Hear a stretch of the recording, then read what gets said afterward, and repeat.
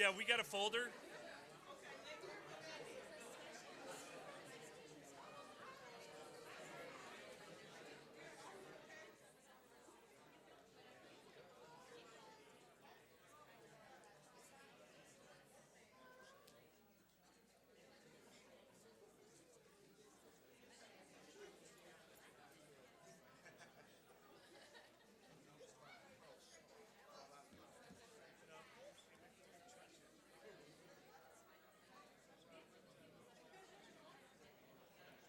Hey Nathan, I was about to call you. Where'd you put it?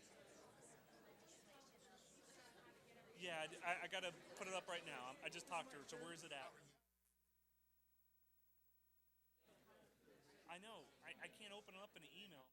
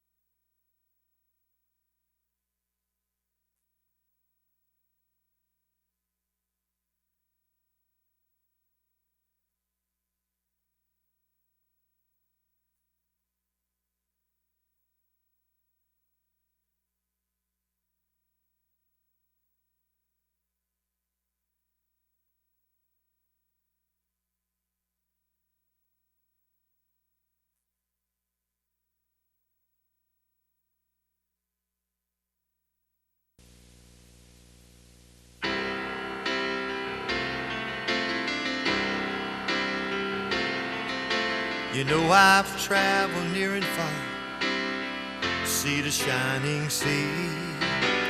I've seen a lot of places, people that were nice to me.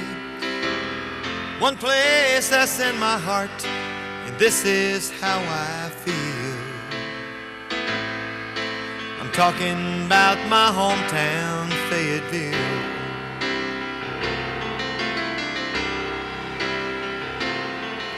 She's nestled in the sandhills on a river called Fayetteville. Special to so many who proudly served our country here.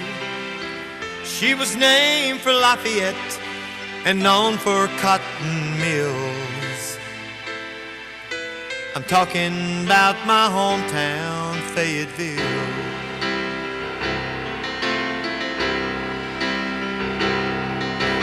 My hometown, Fayetteville.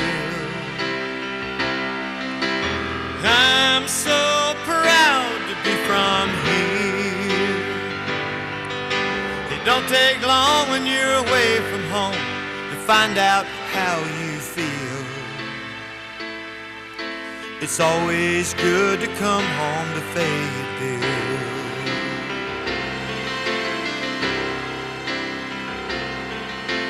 Babe Ruth hit his first one, heard around the world.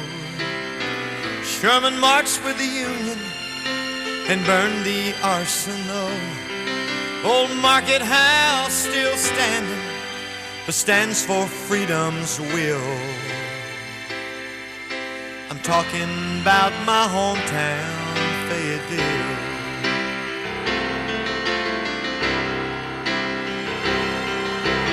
My hometown, Fayetteville. I'm so proud to be from here. It don't take long when you're away from home to find out how you feel. It's always good to come home to Fayetteville. My all-American city, Fayetteville.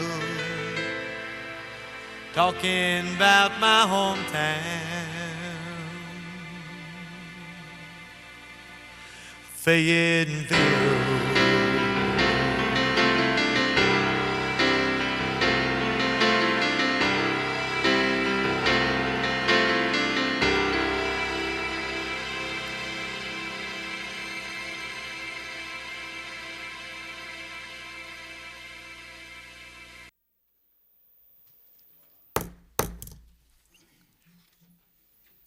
Good evening. I'd like to welcome everyone to the, I'm looking at two different dates on my paper, to the January 25th, 2016 regular Fayetteville City Council meeting, and would ask the Reverend Mario Miller from Northside United Pentecostal to come forward, please.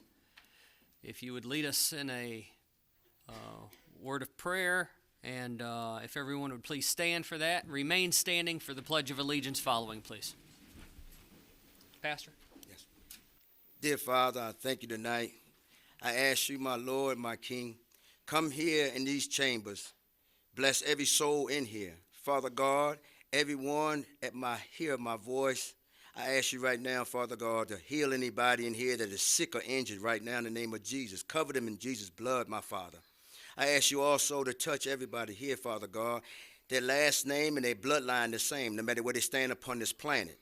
Oh, Father God, touch them that they all are prosperous, Father God.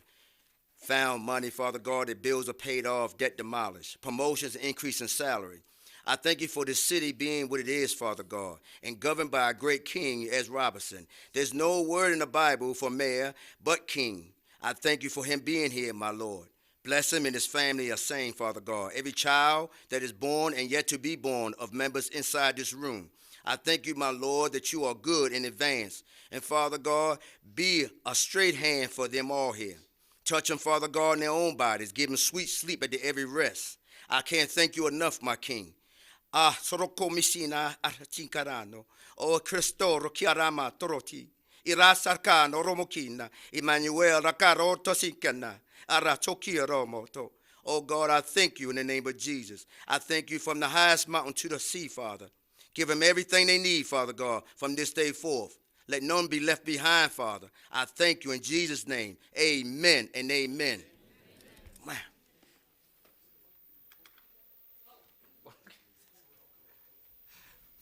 So if you'd remain standing, please, I'd like to ask the most beautiful woman in the whole room, Miss Robertson, to come forward, please.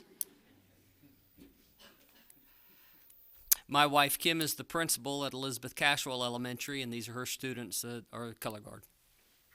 Thank you, Mayor. Thank you for letting us post the colors tonight. Elizabeth Cashwell students are very proud and honored to do this for you all tonight. So we'll have Mr. Washington, after we post the colors, tell you a little bit about our Color Guard program.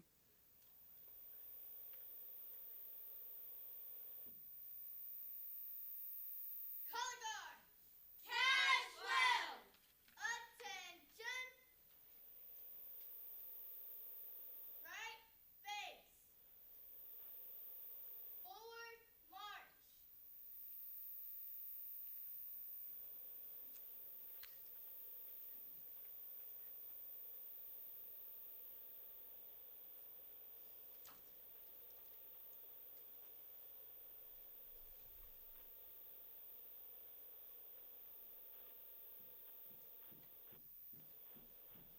Color guard, halt. Right face. Post colors.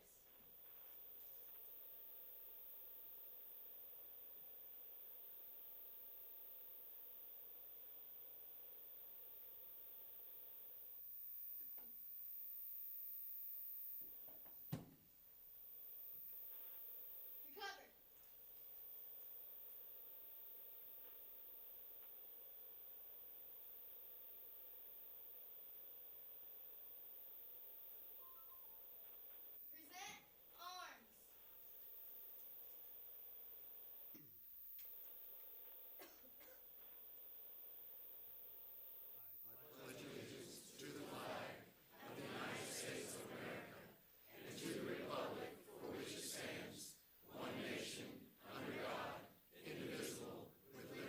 arms. Order arms. Right face. Forward march.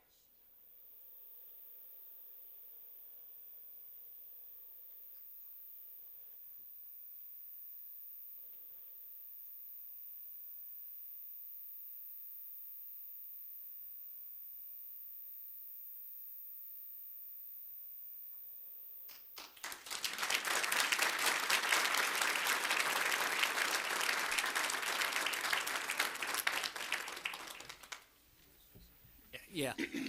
Please be seated. Mr. Washington, come on up.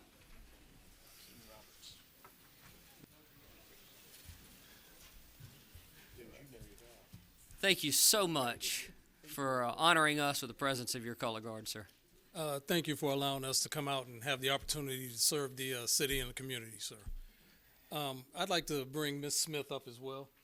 Ms. Smith, she's the Assistant Color Guard Director.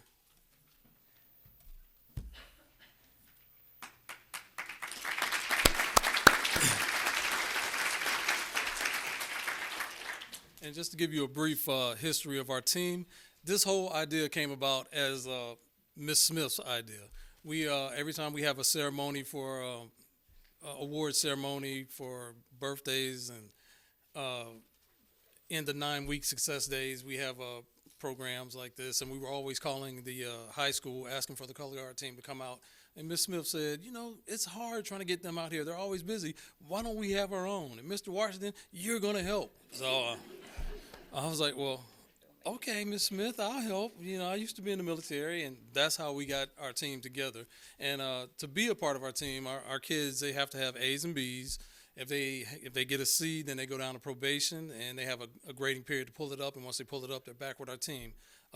If they don't pull it up, then unfortunately we will have to have them back down because their education must come first before they can come and do something like this. And with that being said, I want to introduce our team very quickly. Please.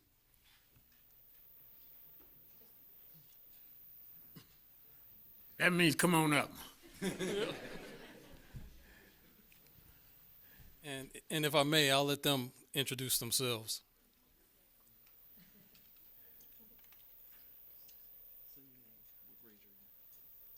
I'm Erica Freeman, and I'm in 5th grade. I'm Taylor Lipscomb, and I'm in 5th grade. I'm Anthony Perry, and I'm in 4th grade. I'm David E. Fosa, and I'm in 4th grade. I'm Zoe Mitchell, and I'm in 4th grade. I'm Gage Farrell, and I'm in the 5th grade.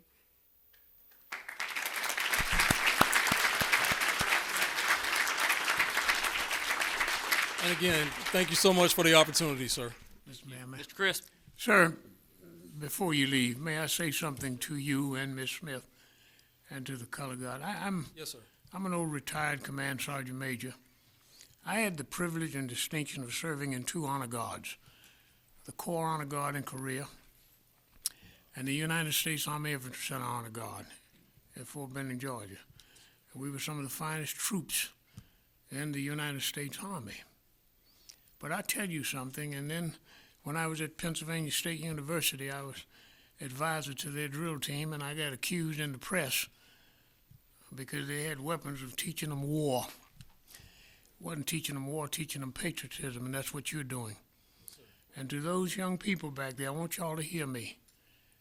I know that I voice the sentiment of everybody in here and those watching on television. When I can say this to you, we are proud of you. Very proud of you. Thank you so much. Channeling them in the right direction. Yes, sir. Thank you. Thank you, and thank you, children. Thank you so much. Thank you, Mr. Washington. Now, y'all know why I behave myself at home, don't you? Would like to recognize... Can I get on the drill team? You might fit in just right. Would like to recognize our former Mayor Pro Tem, Katie Ann Davey, who is here. Where are you, Katie Ann?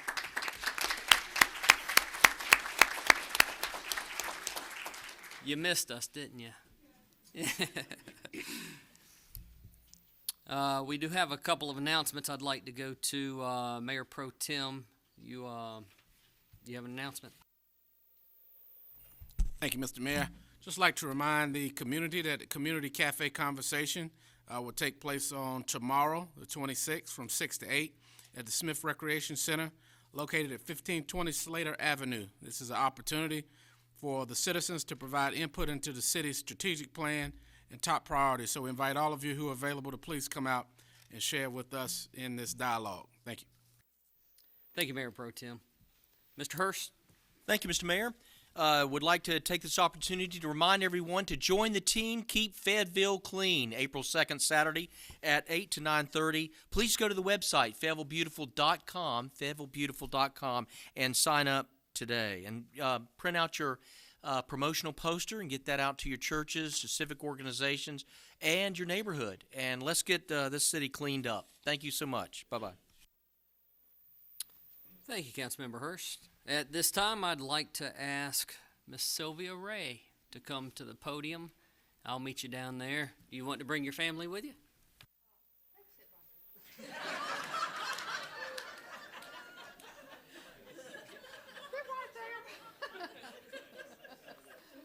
They may not want to stand up here. I've got a speech, so they may want to stand here. You got cameras on. Uh-oh. Mr. Deviere is going to read the proclamation, and I'm going to be Vanna White. Oh, okay. Mr. Mayor, before I read it, if I can just take 2 seconds and just say, Sylvia, thanks, sir. I've worked with you many years in this community. Probably from the day I got here, you recruited me on your old board, Women's Center board, and put me to work immediately.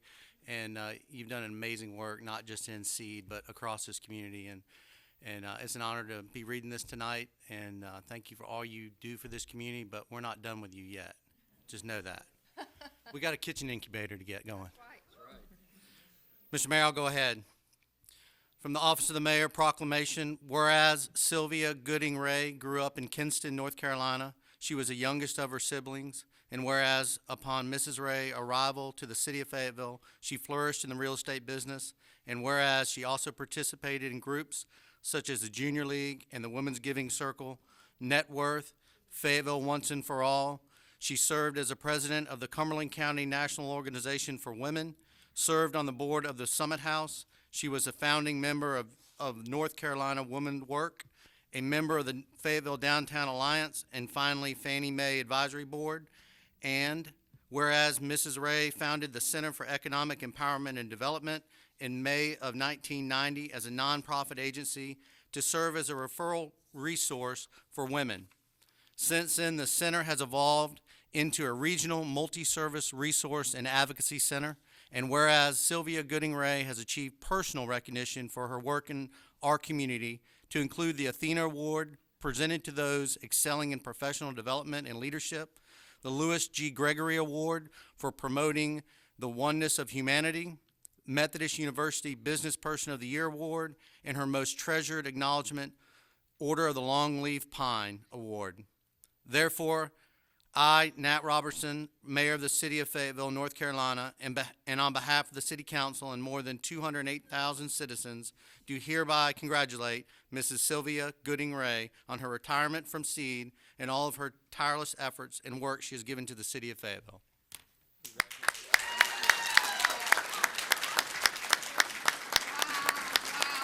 got a big family. Thank you. Can I say a few words? Absolutely. Okay.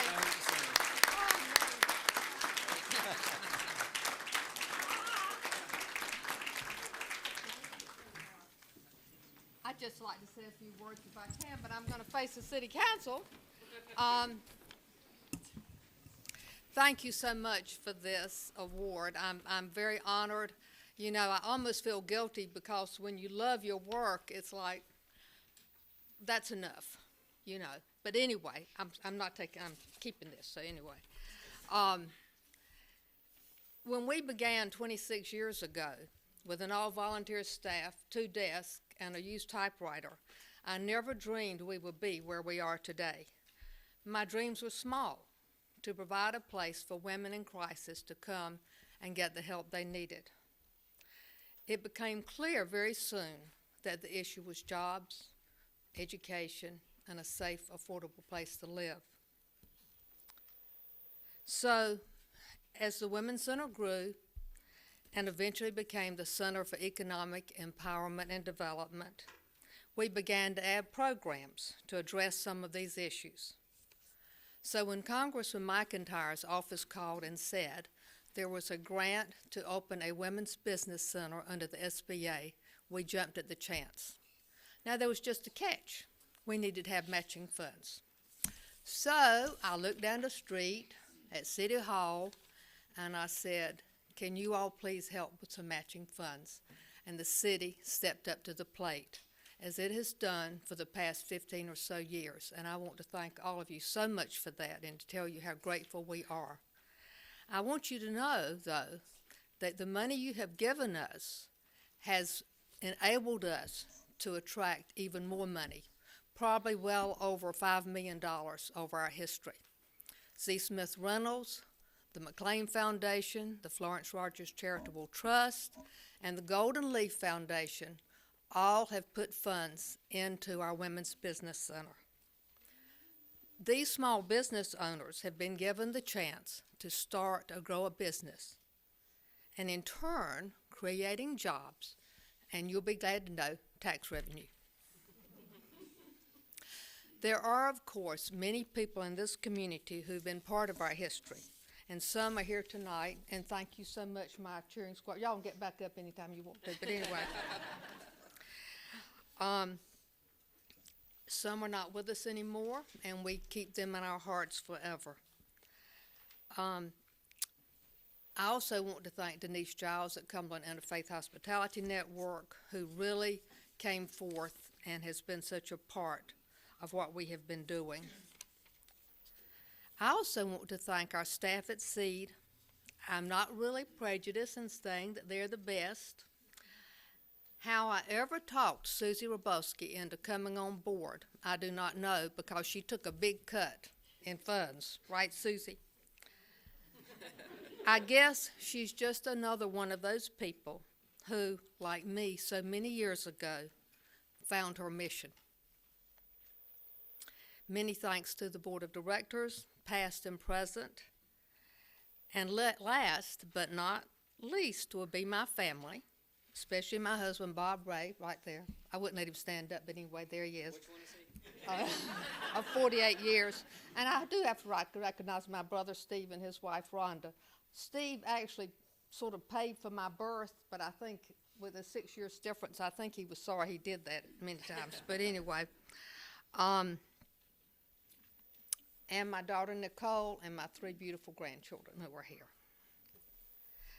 While I'm proud of all of our programs, I'm especially grateful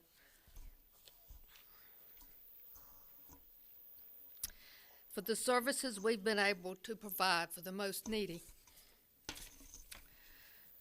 Christmas 1990, the year we opened, I went into the office to check our answering machine.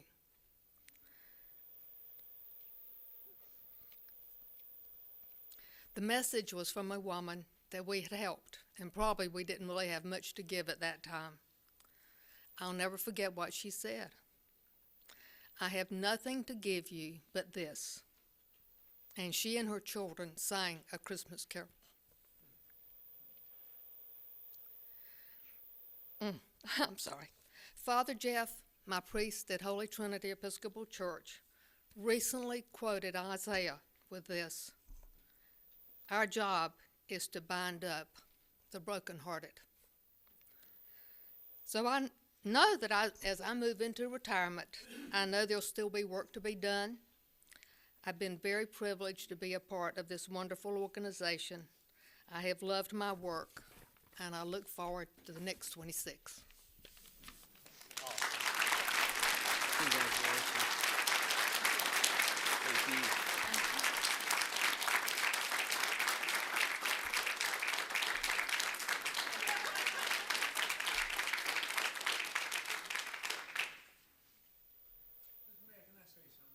Mr. Chris. Hey, when folks, I got to tell you this. When I came on this council 8 years ago, one of the first things I looked at, I said, why are we giving money to a nonprofit? And somehow Mrs. Ray got word of that, and she invited me to come over. And I went.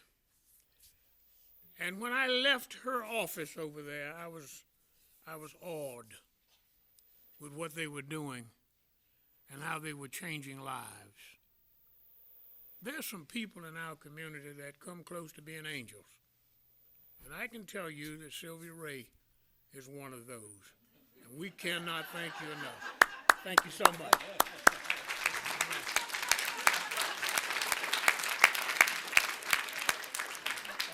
You want to respond, Bob?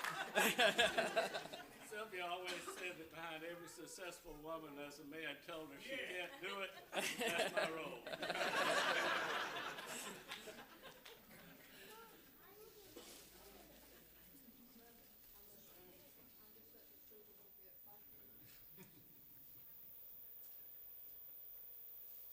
Mayor Pro Tem. Thank you, Mr. Mayor. This time we'll read the proclamation. Whereas the American Red Cross Sandhills chapter was established on April 26, 1917, in response to a call from President Woodrow Wilson after the start of World War I to assist and comfort communities stricken by disaster, both large and small, and to help able-bodied and disabled veterans and civilians overseas. And whereas the American Red Cross Sandhills chapter provides services to local military personnel and their families, including 24/7 emergency messaging, assisting military members and their families through pre-deployment and post-deployment briefings and seminars. And whereas the American Red Cross Sandhills chapter continues to partner with city and county government and civic agencies to help ensure our communities are more ready and resilient in the face of future disasters. And whereas each year the American Red Cross Sandhills chapter provides shelter, clothing, food, and counsel to hundreds of area families who experience a home fire or other disasters such as tornadoes, floods. And whereas the American Red Cross plays a vital role in relief operations by deploying volunteers to rebuild communities hit by disasters and by providing critical support and resources at home and across the nation. And whereas each year the American Red Cross Sandhills chapter trains thousands of local citizens to lead safer and healthier lives through life-saving skills from swimming and lifeguarding to first aid, CPR, and AED. And whereas each year the American Red Cross Sandhills chapter helps to collect, test, and distribute thousands of life-saving units of blood and blood products. And whereas our city's leadership relies upon our citizens who are motivated to act by our common humanity, this month let us come together to celebrate Fayetteville's spirit of generosity and the dedicated individuals and organizations who keep that spirit alive. Now, therefore, I, Nat Robinson, Mayor of the City of Fayetteville, North Carolina, and on behalf of the City Council, do hereby honorably proclaim the month of March in the year of 2016 to be American Red Cross Month in our all-American city and encourage our citizens to join in observation. In witness whereof, I have hereunto set my hand and caused the great seal of the City of Fayetteville to be affixed this 22nd day of February 2016. Signed, Nat Robinson, Mayor. Thank you, Mr. Colvin. Is there someone here from the American Red Cross? It's a great organization. Make sure you make your contributions.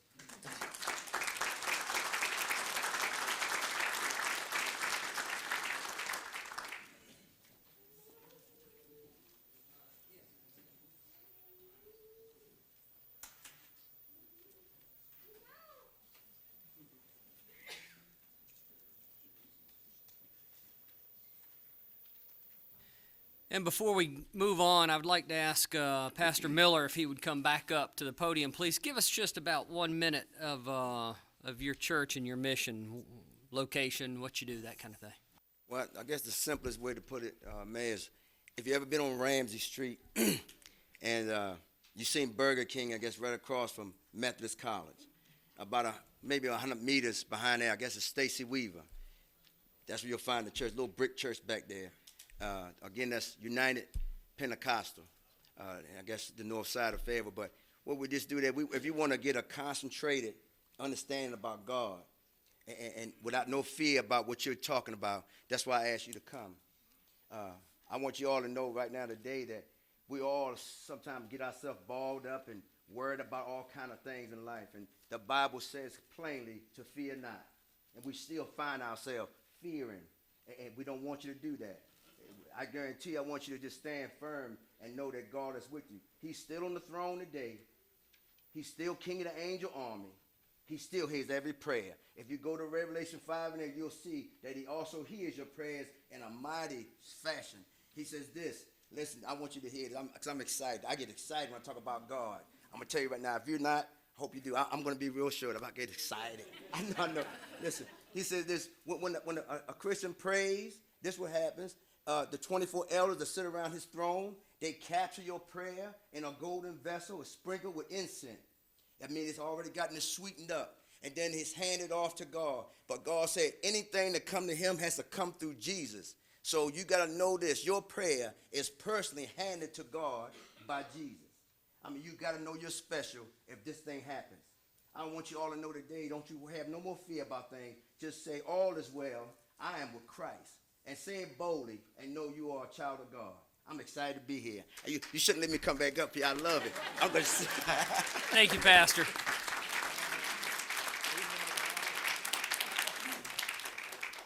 I would like to recognize a couple of other guests in the audience. Former council member Mark Kendrick, I saw walk in. Mark, welcome. Dr. Larry Keene, thank you, sir, for joining us. Go Gators. And the city's former PIO, Jason Brady. I saw Jason walk in also. Where are you, Jason? Thank you all for joining us. Miss Ray, we won't hold your group up unless you'd like to stay with us. All right, good. Yes, ma'am. Thank you.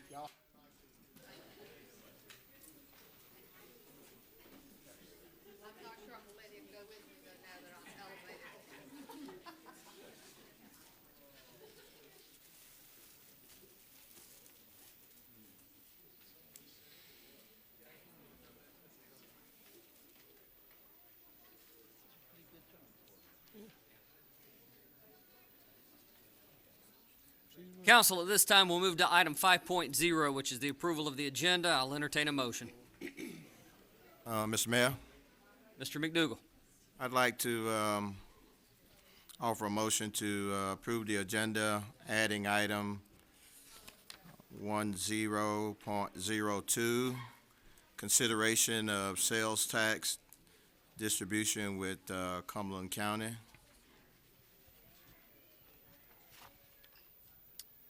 All right. Is there a second? I second. Okay, Mr. Crisp.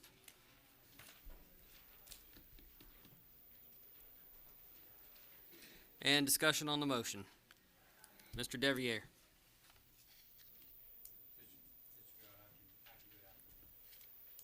Okay. All right, council will vote on the agenda adding item, you said 1.002? 10.02. 10.02. All right, let's vote.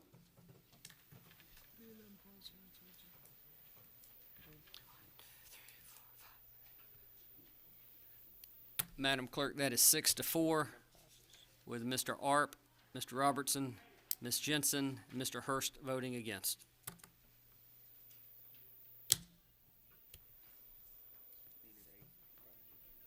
Right. It failed. It would take a supermajority to move forward with that. Mr. Deviere? Mr. Mayor, I'd like to move to table item 10.01 and place it back on the next available work session for council discussion. Okay, so you want to move to approve the agenda, tabling 10.01. Mr. Mayor, if I understand, Councilmember Chalmers' motion was to approve the agenda and add an item. That was correct. So you've already approved the agenda, and therefore, Councilmember Deviere's motion to approve the agenda and table an item would be out of order. Okay, so it doesn't take a supermajority to add it? It takes a supermajority to add an item. It takes a majority to approve the agenda. So the motion was 6-4. So the motion as it related to the agenda passed, but the motion to add the item did not. Okay, gotcha. So, right, all right. So you're wanting to table item 10.01 and take it off the agenda? Evidently, I can't do that now, Mr. Mayor, but I'll do it when the item comes up. Yeah, for clarity's sake, the agenda is approved as published. As we go through the agenda, when we get to that item, then council can entertain a motion from Mr. Deviere. That's correct. Okay, great. All right, council consent is 6.0. I'll entertain a motion to approve consent. If I may, I would move to approve the consent agenda with the exception of pulling item 6.011 for a discussion concerning the reasons for the resolution authorizing condemnation to acquire certain property rights for permanent easement. Okay, so Mr. Chris wants to pull 6.011. I'll second that, Mr. Mayor. Mayor Pro Tem. And Mr. Chris, I'd like to see if you'd have a friendly amendment to your motion to pull item 6.03 for separate discussion as well, which was an item that I had asked for a further discussion on a work session. Just had some additional questions about. So I would accept that amendment, sir. And I'll still second it, Mr. Mayor. Okay, that's great. Council, further discussion or any further items on the consent agenda to pull? All right, seeing none, I'll ask for your vote, please.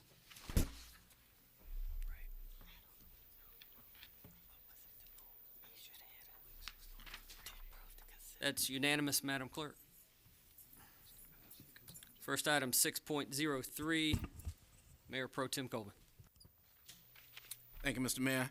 On or about December the 21st or 2nd, I had put a request into our community development director, Mr. Sharp, as well as Ms. Smalltony and City Manager Voorhees for a detailed explanation of our community block grant programs and to see which loans were effective, which ones we were, how our lending rates were, how our lending numbers were, not the rates themselves, but how our program, the use of effectiveness of our programs were. As you know, Mr. Mayor, this is where the federal government gives money to our community that has a certain role and a very important responsibility to play as it gets into our underprivileged, underserved areas. And so it was my understanding that in that conversation we were going to have a discussion, a detailed discussion in a work session setting where we could have an opportunity to ask questions. At our last work session, I saw that there was an item related to this where Mr. Sharp did a presentation, and we allowed him to do that, but it was under the understanding that we would put this on a work session where we could get into it a little deeper. I was just curious as to how item 6.03 got back on here, particularly under the consent items, where it basically had some of the same questions that were in my email about the beginning and ending year-end fund balances, the number of loans made, and that kind of thing. So maybe Mr. Voorhees can give me a little clarity as to how this item came back up and what the CBD program expenditure closeout legislation is all about that you've got on the agenda tonight. Because this originally on our agenda, I think, was published under acronyms under, what was it, PRC? What was the original? Yeah, Special Revenue Project Fund Ordinance Closeout Partialities, and it didn't have any details. So we come tonight to the diocese, and you have the details on here. So one, I really have an issue with not being able to look at it, but if you can kind of explain how we got from where we were to where we are, I appreciate it. Thank you, Mayor Pro Tem, Mayor, members of council. We are going to have the prospective conversation about our community development block grant projects, program of work, and home program of work in the consolidated action plan. We're going to have that prospective conversation at an upcoming work session. Ms. Smith, our CFO, will come and tell you a little bit about the administrative role of just cleaning up past project ordinances or grant ordinances for all these funds.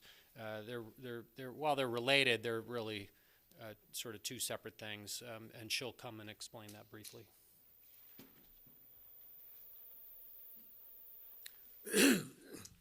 Thank you for the opportunity to share information about this item. Generally, what happens at the conclusion of the audit process each year, we will go through our project ordinances and identify items to close out that have been completed, or it's kind of like a housekeeping effort on our end to keep the projects consolidated. So the reason we brought these items forward for tonight was to simply close out a number of project ordinances and any residual funds, combine them together rather than to have them dispersed over a number of project budgets. So we've done this historically in the past with the community development and home program funds, and that's similar to what we were doing tonight. We received a request today to gather information on the closeouts with some level of detail for those that we're closing out tonight, and that's the reason you have the items before you that related to the closeout of those funds. So if you were to take, for example, Special Revenue Fund Project Ordinance Closeout 2016-1, we had a project budget of $444,972, and we are closing out project expenditures of $375,067. Because it's the Community Development Block Program, there are a number of projects in any given project ordinance.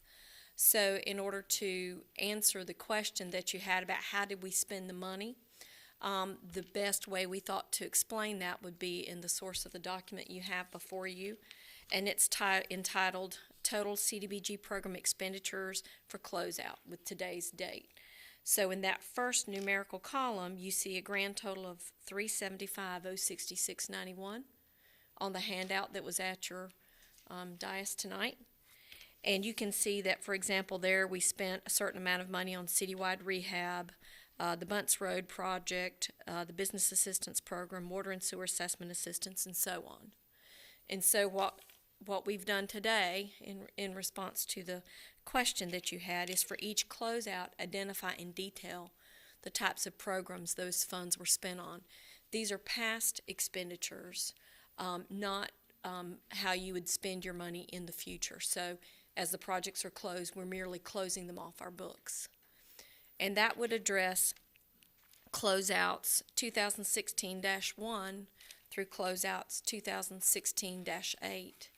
If you had further questions about the details, I'd be happy to provide you whatever information you need. At the end of those items, there were two amendments within your packet. There's a Special Revenue Fund Project Ordinance Amendment 2016-2 and 3. And so if you look on the second page of that handout, you will see how the details there support the item in your agenda. Again, Special Revenue Project Ordinance Amendment 2016-2, if you approve the closeouts, we'll have a remaining budget of $389,374. You can see that in the first numerical column. Then you can see we're adding to that budget $282,344, bringing a total budget together with the amendment and the current budget of $671,718. What I would share with you is if you focus on the amendment column, the middle column, what you see is CDBG funding of $154,734. That represents an accumulation of the remaining grant funds from all the other ordinances that we're closing, where we're in essence consolidating them into one ordinance. It's like housekeeping. Rather than having the money spread among all these ordinances, just pooling the resources together.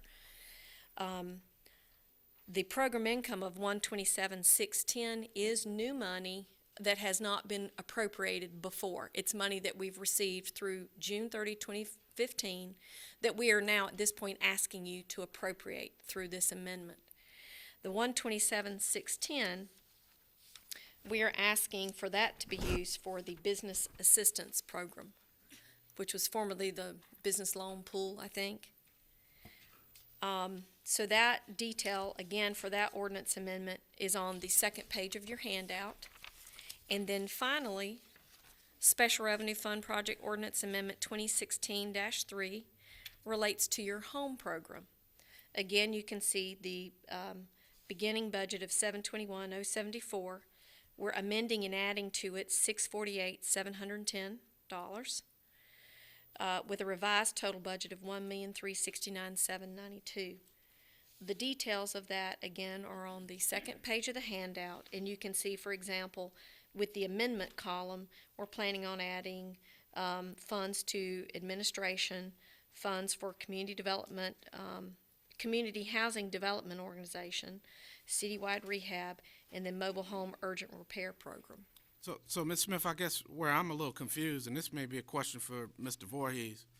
Mr. Voorhees, on December the 17th, the email that you replied to, I asked for a more detailed list of the following information, and it was please include the individual loan amounts and the beginning and ending year balances of the following funds. And I have all of these funds that you have listed on this paper, listed in this email that he replied to, that we agreed was going to go in a work session where we could kind of talk about it.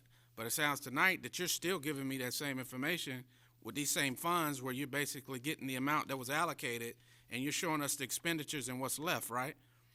How is that different from what we were talking about discussing in the work session, Mr. Voorhees?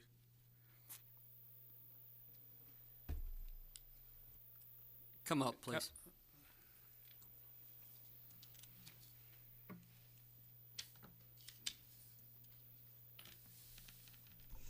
Councilmember, I think in the simplest terms, we're trying to close out past ordinances, consolidate the funds so they'll be set up for future expenditures.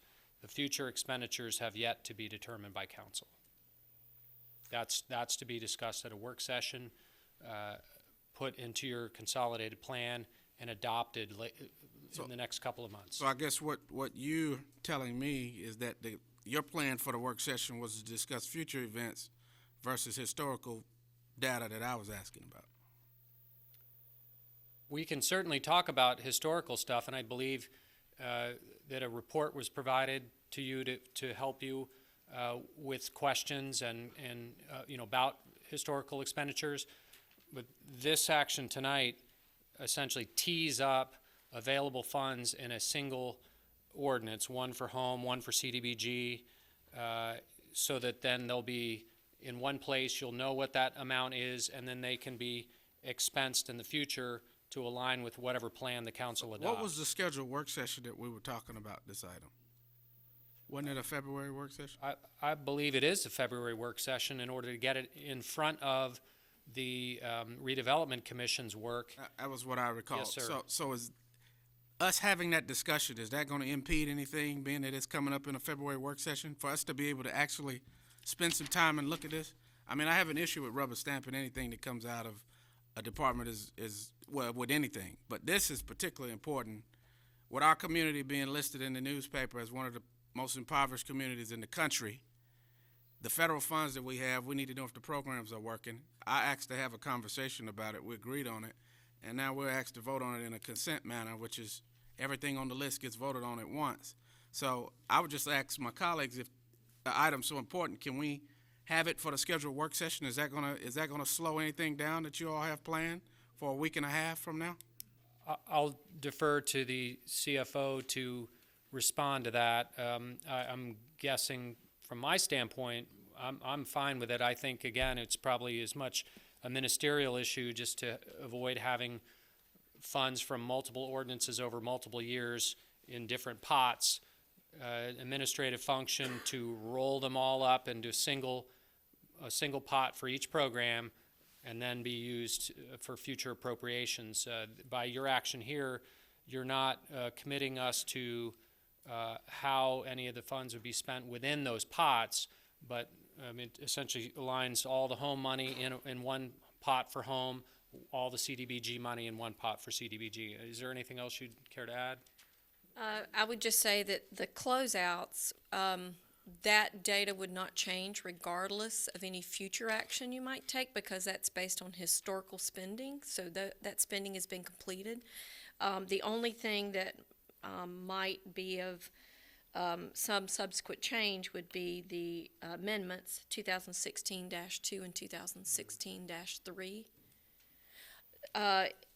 The ordinance, yes, the ordinance amendment 2016-3, for example, where we're adding $648,718 to this particular ordinance, the only new money there is actually the $72,000, the local match that's required.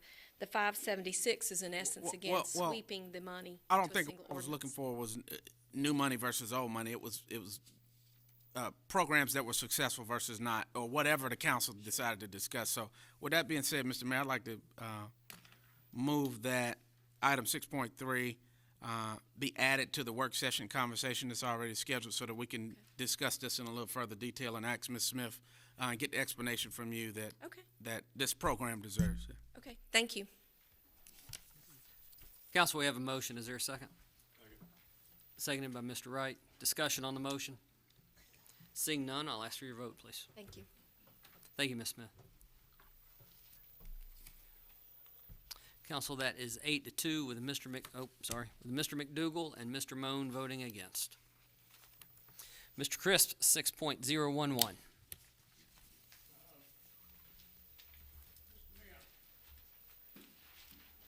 Often when we speak of condemnation, there is a mindset on the part of citizens that we're taking their property.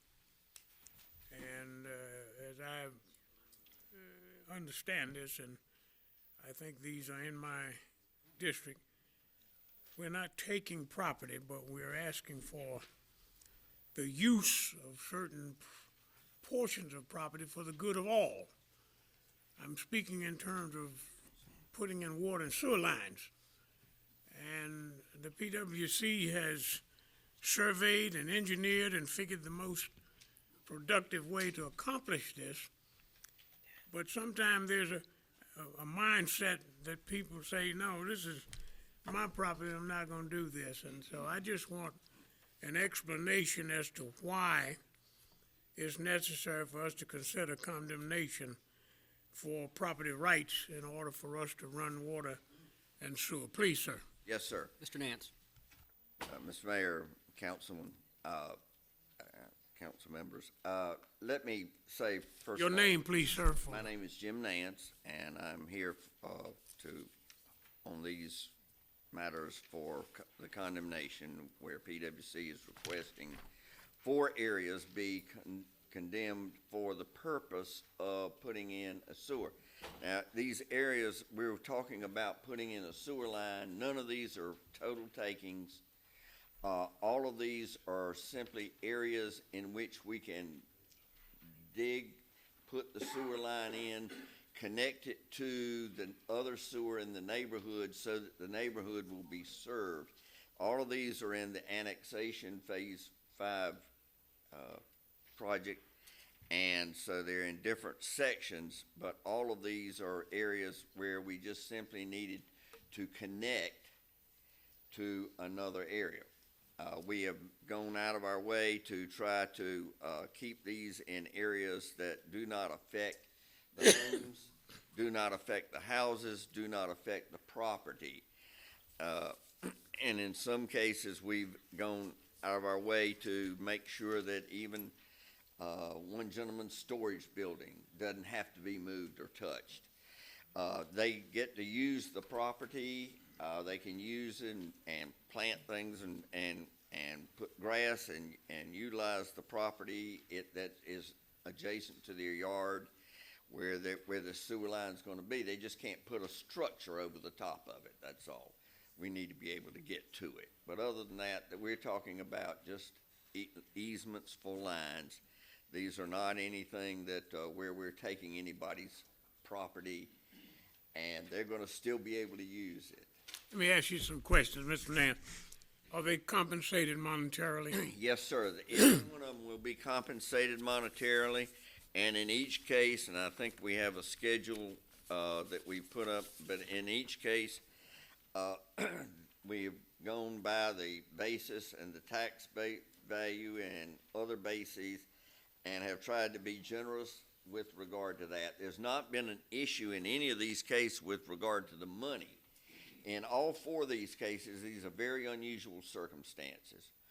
One of them, the Aaron Lakes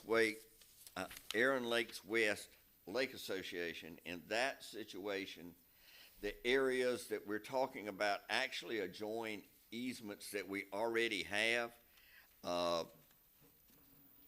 There's one up here, I guess. Which one would you like to see, sir? Okay, that's one of them. Okay. We need to, there's a manhole there, and we need to serve Mr. and Ms. Davis, who are just on the other side of this easement. So that would be this one, and it's in area 19, and we just need to be able to serve those people and with that from that sewer line. Let me ask you about that one. My understanding is that Aaron Lakes West Lake Association is defunct. In other words, there's nobody that knows there's no registered agent, so yes, sir. This is an action that we have to take because there's no one for you to negotiate with. Exactly. All right. In this particular case, they haven't filed anything with the Secretary of State in 21 years. Okay. And the registered agent has been deceased for a number of years. All right, the next one, sir. Okay. And so there were 2 of those under that lake association. Yes, sir. The other one is for Mr. Kai, and as you can see, it has a just a very narrow 4-foot strip that runs exactly beside a drainage easement that we already that is already in existence.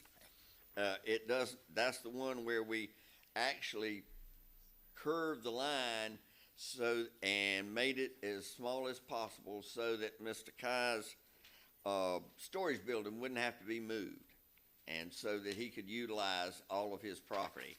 Mr. Kai bought this property. He's from New York. He bought the property at a foreclosure sale. He was planning to flip the property, and what happened was we have tried to get up with Mr. Kai and talk to him, and he finally called us and said he didn't want us calling him or his wife or talking to us about it. And so we had no choice under those circumstances. He just will not communicate with us. And so therefore. And the 4th one? The 4th one is one that, that's the Jasmine Martin. As you can see, there's a 19-foot on the back end of the property along the side, and 9.5 foot on the front on Chilton Drive. And then the rest of that is a temporary easement, but it runs along the side of the property. It runs along the property line. There's no, it will not affect any building or any property there. However, Ms. Martin no longer owns that property. Actually, it has been foreclosed by Wells Fargo. Okay. And so, actually, the bank owns that property at this time. The bank was not willing to. Bank said that they could not talk to us about it. It was in foreclosure. They could not discuss it with us, and because they couldn't. It's still in foreclosure. It hasn't been settled, or. Well, there was Best you a could determine. sale scheduled for December the 30th, but I believe it got moved to sometime in January. All right, sir. And then, of course, you have to wait 30 days after that before for an upset bid. We can't wait. We got to move. Yes, sir. And that's in Area 16, and so we definitely have to move because construction's already started in that phase. Yes, sir. Okay. You want to make a motion, Mr. Crisp? And the last one. And the last one is Monroe, Brower, and Springcastle. That's a case where Mr. Monroe and his wife got divorced. They've each married someone else. He's in Washington State. She's in Hawaii. This is in default. It's getting ready to be foreclosed, and U.S. Bank has sold or assigned the debt to Springcastle. And now Springcastle has the debt, but they have not brought foreclosure yet. Thank you, Mr. Nash. Mr. Mayor, are there any other questions from council? If not, I would make a motion if it's in order. I see no lights, Mr. Crisp. I will accept your motion. Mr. Mayor, I move that we approve the resolutions authorizing condemnation to acquire certain property rights for permanent easement as has been outlined by Mr. Nash. Second. Thank you. Thank you very much. All right, seconded by Mr. McDougal. Thank you. Questions on the motion? Seeing none, council, I'll ask for your vote, please. Madam Clerk, that's unanimous. Item 7.01 is report from the Airport Commission. Annual report. I thought you might fly us all to Honolulu or somewhere to hear it. But, welcome, Mr. Warren. Thank you, Mr. Mayor. I am Donald Warren. I am the chair of the Fayetteville Airport Commission. I'm joined here tonight by Mr. Whitted, our airport manager, and fellow commissioner Gene Vance is here with me as well. In our annual report, the information I have to share with you, Delta Airlines has added an additional Boeing 717 to our city service that carries the capacity of 110 passengers. That provides our city with first-class service on that airline, which is something the regional jets don't have. So this addition of a 717 is an important one. That brings Delta operating 5 to 6 flights a day in and out of Fayetteville. American Airlines has completed their merger with U.S. Airways, and they added an additional flight in September, bringing us to 7 flights per day to Charlotte. United Airlines has returned their 3rd flight, which they had pulled temporarily in September. We are now operating 3 flights on United Airlines to Washington Dulles Airport daily. So that brings us to a total of 15 or 16 flights per day, depending on the schedule. In economic development issues, we approved the addition of a storage facility for Centurion Aviation. We approved the addition of a rental car customer service facility charge, a CFC. That money will be set aside to be used for facilities for the rental car companies in the future. We have completed the $6 million 2 federal construction projects. That was the rehab of Air Carrier Apron Phase 2 and the rehabilitation of taxiways J and K, which included installation of LED lighting. We approved the name change of the FBO from Landmark Aviation to Signature Flight Services, and we extended the lease with Phoenix Global Support, which provides training services. For our administrative report, the NCDOT Aviation 5-year letter of commitment to our airport was approved. That's for safety and maintenance projects. That allows us to get state funding for some of the projects that are being done. and there was an adjustment to the airport fee schedule. Just for your information, we served 439,431 total airline passengers. 42% of that is personal travel, 34% is business, and 22% is military passenger. The airport has a USO, which continues to show growth and use. Last year's use was 33,180 soldiers that made use of the USO facility. And looking forward, very exciting coming up, we have our bidding will begin for our terminal improvement project. The bidding should take place in May or early June, with expected construction to begin in November. And a leakage study will be conducted that is to measure what factors might be contributing to traffic using other airports in the region rather than flying in and out of Fayetteville. Mr. Warren, thank you. Questions from council? Mayor Pro Tem? Mr. Warren, thank you for that. You answered one of my questions with the total number of passengers that utilize the airport. Is that figure up or down from the previous? It is slightly down. We have shown an increase in passenger traffic, but overall the percentage is still somewhat smaller than previous years. Any contributing factors to that you can put your finger on? Part of that is because of a small reduction in capacity that happened while some of the renovation work on the concrete was taking place. It took a couple of the jet bridges out of service, and the airlines had to bring in smaller aircraft, which resulted in a little bit of a drop. Mr. Whitted could tell you if there's any other additional, but I think that was probably the largest factor. Yes, that's true. The airlines nationwide have actually reduced capacity, and that's when we had some reductions, more a factor to the airline shrinking their capacity than it was the actual projects. But So that's each airport across nationally. You saying there's a trend nationally of, that's been a trend. less They've passenger use? reduced, yeah, now when they added the flights back in September, and that was an adjustment back to where we used to be. We've also seen a reduction in military deployments and the way they handle that, which affects some of our passengers. One of the key factors there was the previous deployments were a year, and if they deploy for 1 year, they are required to give them 2 weeks in the middle. Now they do a 9-month deployment, is my understanding, and they don't require that middle 2 weeks, so they don't come back home. That's one trip we've lost on them. So those are the factors that we can attribute to. Thank you. Mr. Devier? Mr. Warren, just a quick question. You mentioned military 22% this year, higher or lower than the year previous? Brad, did we have? It's about the same. About the same. About the same. Mr. Crisp? Mr. White, Brad, sir, there's been a lot of talk in the media about safety at airports. I know that you're not responsible for that, TSA under Homeland Security, but have there been any additional safeguards instituted at our airport by TSA? Not that you need to talk about them, I just want to know if there have been. There hasn't been any major changes. I can say that when TSA is tested at Fayetteville, they score very well as compared to some others in the nation. Okay. That's what I want to know.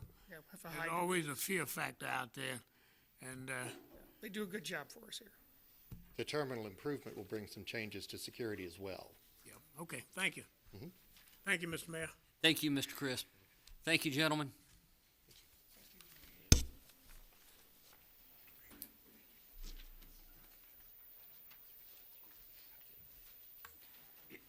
Item 8.01 is a 2015 year in review from our Chief of Police, Chief Medlock. Welcome.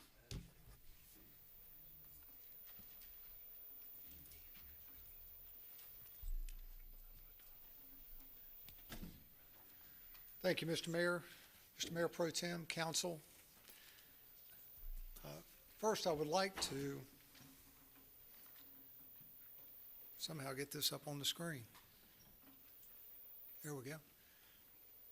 I would like to start with a new direction that we're taking with the Fayetteville Police Department, something that you'll see in 2016 and beyond. For many years, our slogan has been, "Be the best, be the badge." and with our philosophy of becoming more connected to our community, if you'll notice, our new slogan moving into 2016 and beyond is one agency, one community, one family, we're one.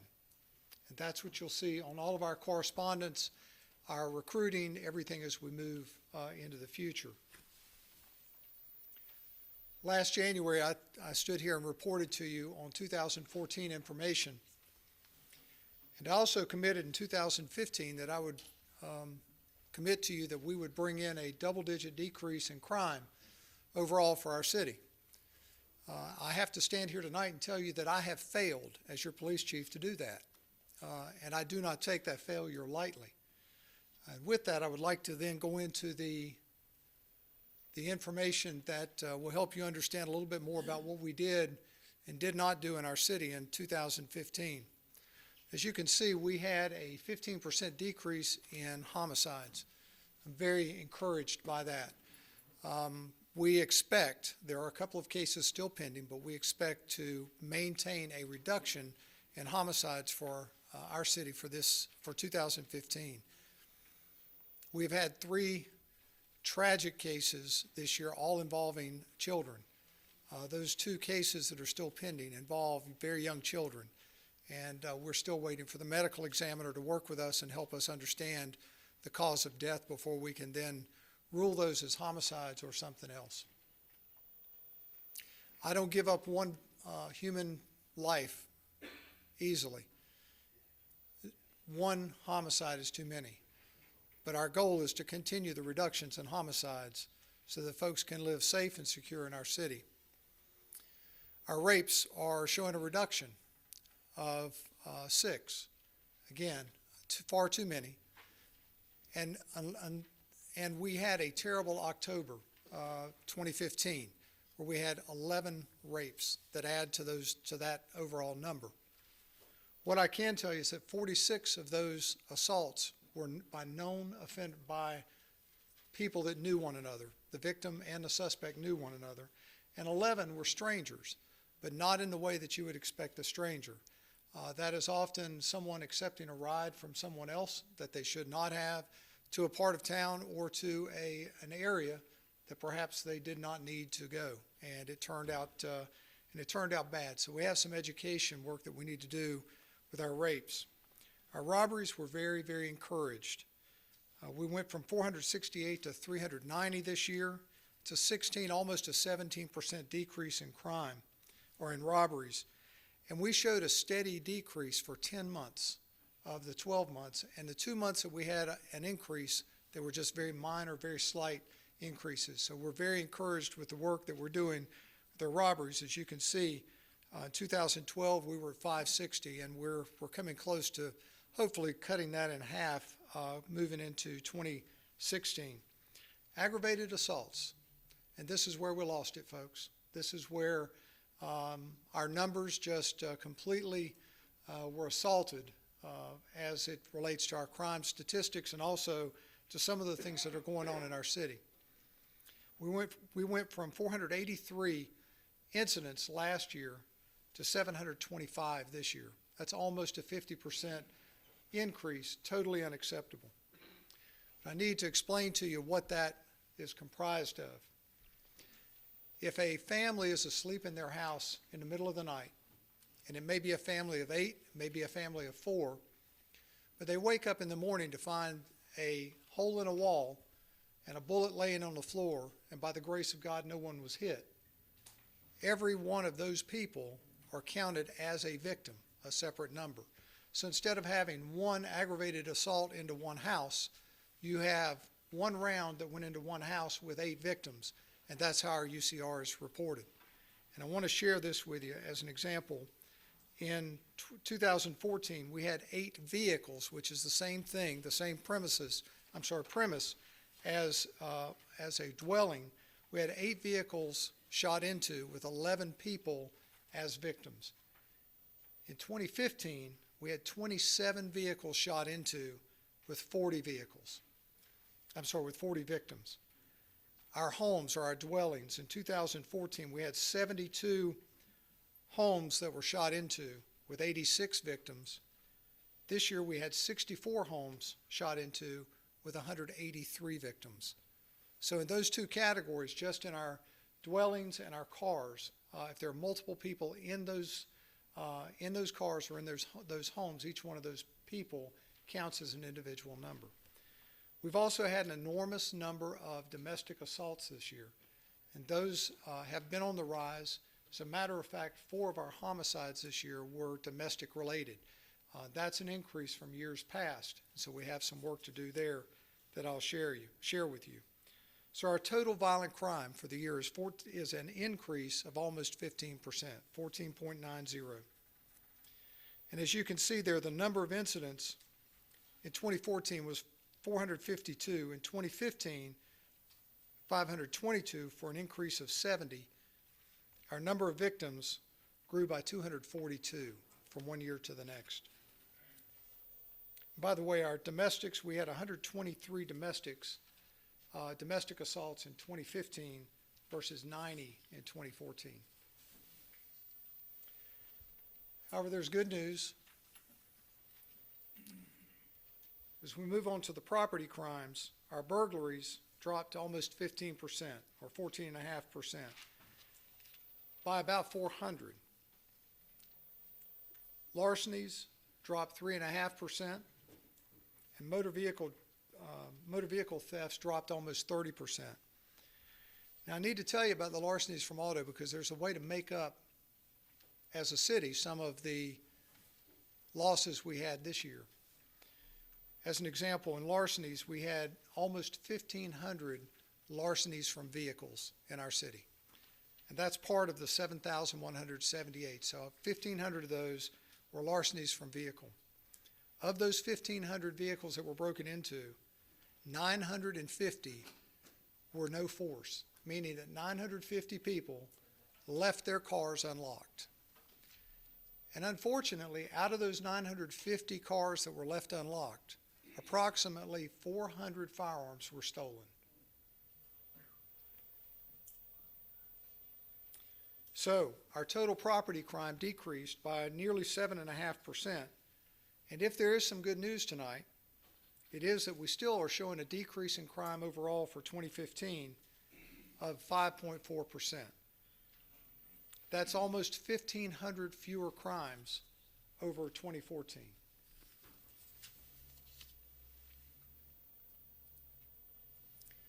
So I want to share a little more good news with you because, as I said, we treat every life as valuable.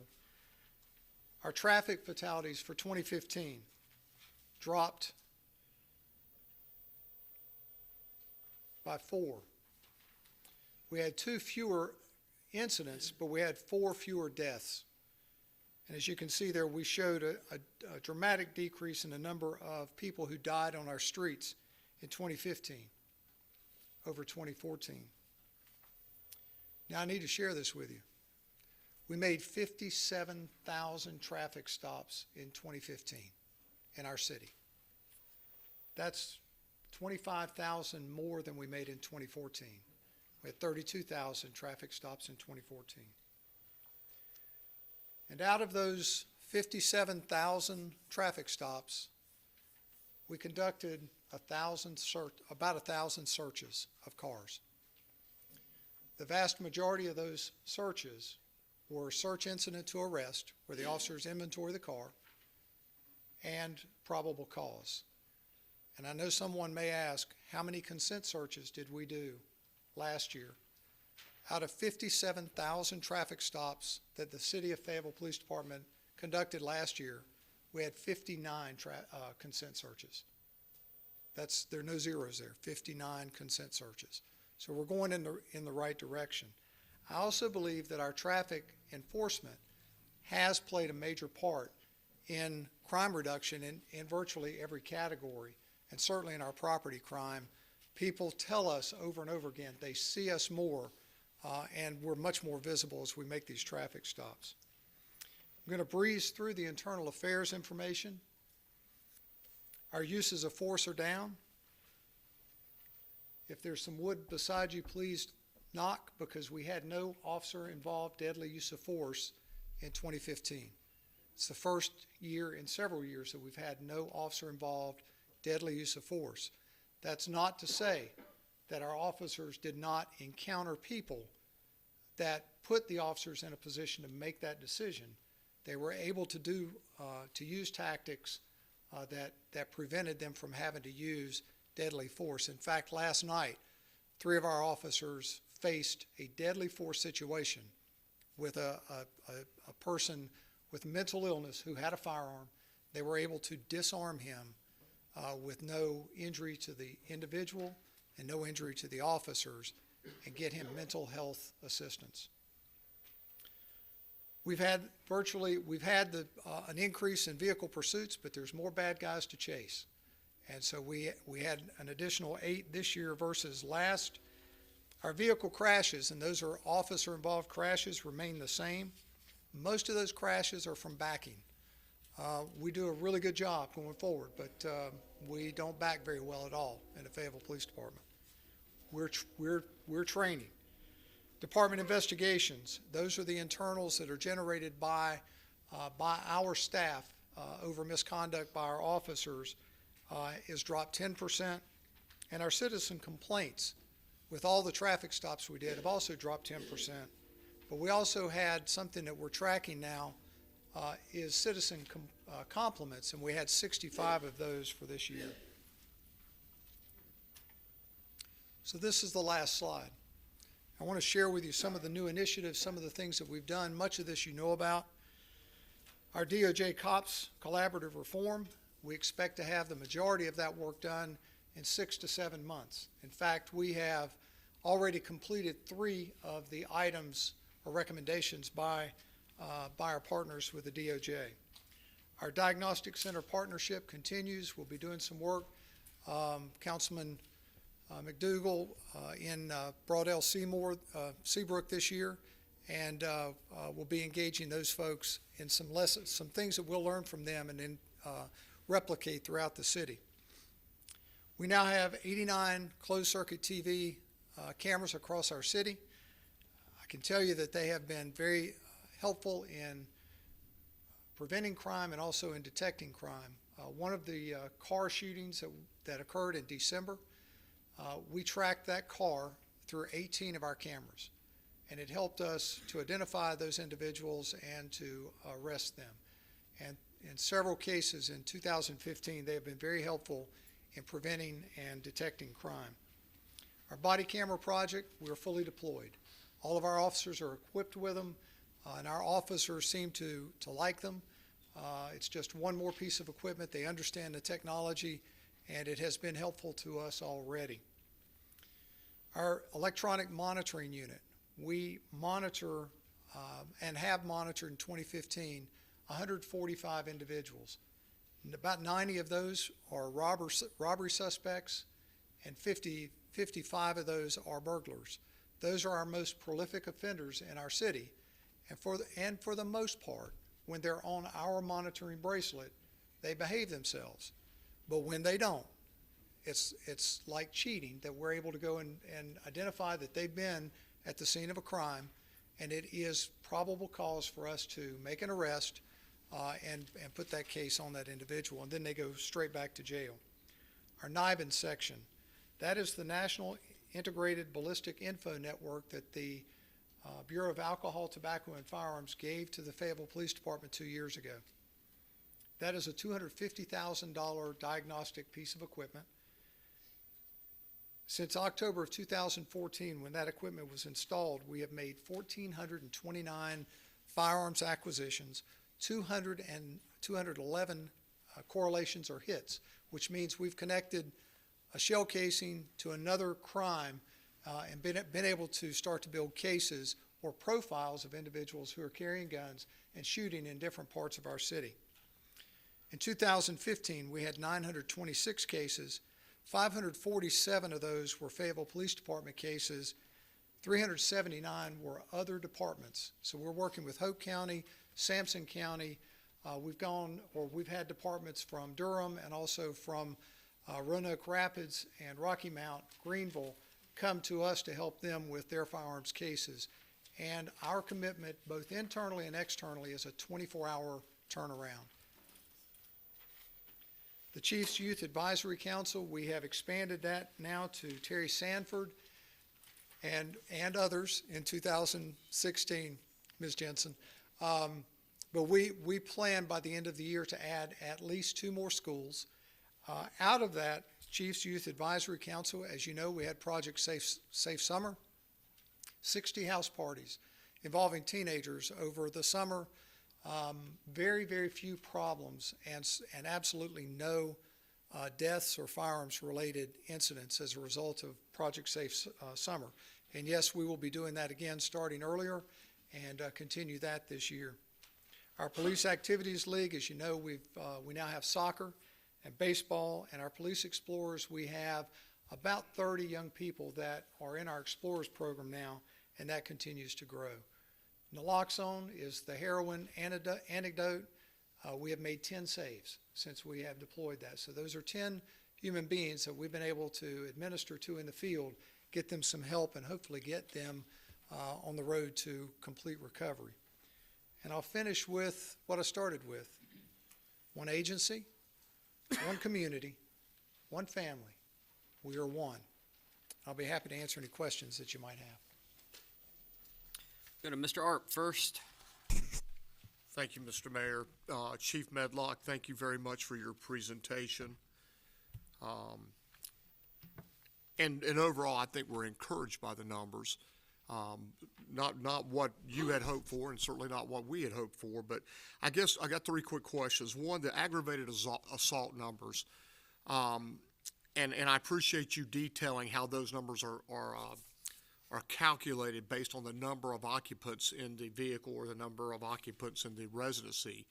But I guess my question is, are there correlating things that are going on here that are driving these aggravated assault issues, like drug usage, different types of illegal and illicit activities? It just seems like we've had a spike this year. Are there things that are going on? If there are, what can we do to try to mitigate those? That's the interesting thing. It makes no sense. I would almost say that with some of the late night occurrences, we certainly in December had a bad month on Bragg Boulevard after the strip clubs let out, the nightclubs. But those were, I call them disrespect assaults, where 2 cars pull up at a stoplight, 3 o'clock in the morning, somebody looks at somebody wrong, and some idiot pulls a gun and cranks around into a car, maybe striking someone, maybe not. So, Mr. Arp, what we did, Captain Chris Davis, the commander of that district, in December recognized that that problem was occurring late at night. He did one thing that so far has eliminated that problem. He changed one of his shifts to come in 1 hour later. And so at 2 o'clock, 3 o'clock in the morning now, we have an abundance of officers that are flooding Bragg Boulevard. Go home. We just want people to get out of the clubs, act like they've got some sense, and go home. So when you ask me if there's an increase because of drugs or drug-related crime, it's people with anger management problems.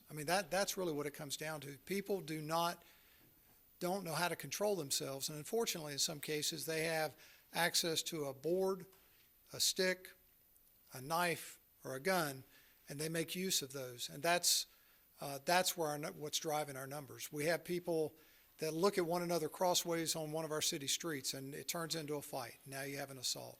Or we have a wife that wants a husband to do something, and it goes from there. So we're trying to determine what we can do to eliminate or to decrease those. Captain Derry Whitaker came up with a great idea that all of our divisions, all of our districts are doing now. A couple of days after we respond to a domestic, we're going to go back out. We're going to meet with the people involved in the domestic. We're going to give them literature that can help them with anger management, some of the other resources for domestic violence, and hopefully we'll be able to stem some of the reoccurrences and certainly some of the most horrific ones that end up in homicide. Yes, sir. Chief, one of the initiatives that you guys took on was a crime lab. And can you give us just a quick update on the crime lab? I didn't see that in your presentation. Well, it's 2 years old. I've got to quit talking about some of this stuff. But the fact is, our crime lab is up and operating. Our backlog is eliminated. It has helped us in the court system by moving cases along. Our DWIs certainly are all caught up, and now there's no reason that those cases can't be tried. And I think our legal system understands that, and as a result, we're starting to clear out some of the backlog of cases. But certainly, our backlog of items that were previously years behind are all caught up now within a year. We're about at the most on a piece of evidence, maybe a 2-week turnaround, but that would be outside. Those folks are operating very quickly with their turnarounds. That's excellent news, and congratulations to you and your team for that. The last thing is the red light cameras. We've seen a lot of press about the red light cameras and the number of citations. Are you finding that's a force multiplier as you're beginning to provide more traffic enforcement, which is having an impact on driving down property crimes? Are you finding that to be a force multiplier? Mr. Harp, let's put some more in. We need more red light cameras in our system, in our city. One of the things that we hear, the rumor out there is that you can run the red light and not pay the fine, and there's no recourse. Some of those folks are going to have a rude awakening. But if I could encourage, we need to put more red light cameras in our city. I think they're a good deterrent. I think that folks are paying attention to them. I just don't have enough cops to stop all the folks that run red lights in our city. It's very, very frustrating, and it's very dangerous. Yes, sir. Thank you very much, Chief. Thank you, sir. Thank you, Mr. Hart. Mr. Crisp. Chief, you presented a slide there that talked about aggravated assault, and I had another question along that line. I know you explained that if a weapon is fired into a house or a bullet, and everybody in there, for example, a going away party for a kid going off to college, some people crash the party, he gets shot in the foot. All 20 people in that house, that's aggravated assault, right? Yes, sir. But my question was, if it happened out in the yard, let's say there are 20 people in the house, and these hoodlums shoot one kid in the yard, how is that tabulated? One. Just one. It's a crazy thing, Mr. Crisp, but it's the reporting requirements for the state of North Carolina. Not really, because the bullet in the house could have hit more than one person. Yes, sir. Yeah. Okay. Thank you, Mr. Mayor. Thank you, Mr. Crisp. Mayor Pro Tem Coleman. Mr. Chris took my scenario, man. I mean, well, I was speaking of a true case. Well, I was going to talk to you about those wild parties you throw, and if so, Chief, I got to understand that if you have one of these parties, which is something that I think that I think the council was on the right track with that. I was just giddy over here when you said that the Operation Safe Summer, that we went from the number of deaths we had the previous summer to this summer not having any. He answered my question that if something takes place while Mr. Chris is throwing this wild party at his house, that all those folks are victims of aggravated assault, which could have distorted this number. As long as they're in the house. Inside, if a round goes house in or the car or some confined space. Right. So these idiots at the end of the December when they were doing the shootings, if there's 4 occupants in the car and they shot it in the car, then all 4 people have been assaulted. Yes, okay, all right. And Mr. Colvin, just to make sure, this is the crazy thing, that round could have been fired from a mile away, not intending to go in the house. But when that round entered the house, what goes up must come down. When that round went into that house, that is classified as an aggravated assault. Gotcha. Thank you. Ms. Jensen. Good evening. Thank you for your report. I'm going to go back to the aggravated assault. They answered some of my questions, but not all of them. Have you always, last year, was it shown the exact same way if a bullet went into a house and those people were there? It was calculated the same way? Yes, ma'am. Okay. And of these aggravated assaults, and I know you're a numbers person, but you might not have it, how many of them do you know how many that you had, and were some of them during the summer, and what were kind of the age groups of people that these aggravated assaults had when bullets were going through the house? Ms. Jensen, the high months where we had more than 100% increase, in one month, and I believe it was October, was 145% increase over the previous October. July, October, and December were our 3 high months. The average, or the age group, that 65% of those who were victims were between the ages of 18 and 35. And of those aggravated assault, what was the average number of somebody being in the house? That I don't know. Okay. That I just don't know. So in June and July, you said was a busy month. July, October, and December. Okay. Yes, ma'am. Okay. And when we had the Operation Safe Summer, I understand we had 2 incidents only, and they were not registered. Well, the majority of those parties were not registered, Okay. but folks informally let us know. Okay. We actually knew about 60 house parties in our city during the summer months, really when we started Operation Safe Summer, just before school let out. The majority of those folks did not officially register. In fact, I think only 9 people registered their parties, but the kids let us know. Folks let us know that they were going to have that party. So our officers could do, jokingly I say our officers could do a drive-by. But the officers would ride by. In some cases, they get out and talk to the kids if they were in the front yard, just kind of build that relationship. We only had to respond to 2 problem parties. And in both of those, as the officers turned on the street, some idiot fired. In both cases, somebody fired a weapon. Luckily, no one was hurt. It was outside. No aggravated assault occurred because no one was struck, or no vehicles or the house. Okay. I just want to say one thing, that the chief and I had a conversation before the meeting started today, and I don't know if anybody around has seen what happened in Gainesville, Florida, the YouTube video that went viral. The first time when I was running for office, I went to a meeting, a community meeting at E.E. Smith, and my first encounter with the chief was a man was just yelling at him about that his officers did the exact same thing that these officers did in Gainesville, Florida. So I just wanted to put that out there so everybody that know that we are way ahead of our time with you, and I appreciate everything that you do. And Ms. Jensen, thank you. And let me tell you, Fayetteville Police Department and the city of Fayetteville is far ahead of many cities in the things that we're doing. And I'm not going to back down. If my cops want to play basketball with kids in the street, we're going to play basketball with kids in the street. Awesome. And you know what my next thing's going to be. Yes, ma'am. You know where I want to see that. Yes, ma'am. That high school, that next high school. And thank you for coming to, taking care of the Fayetteville Cumberland Youth Council. We sent the youth council out, and they did a tour of the police department. So thank you. Good. Thank you, Ms. Jensen. Councilmember Wright.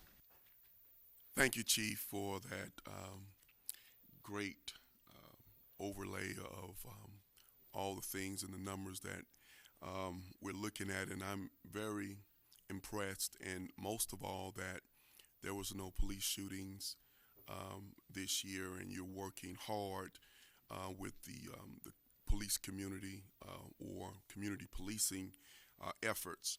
I just have a concern with the aggravated assaults of that 50%, but you explained it and you broke it down very well as to why those numbers could be so high.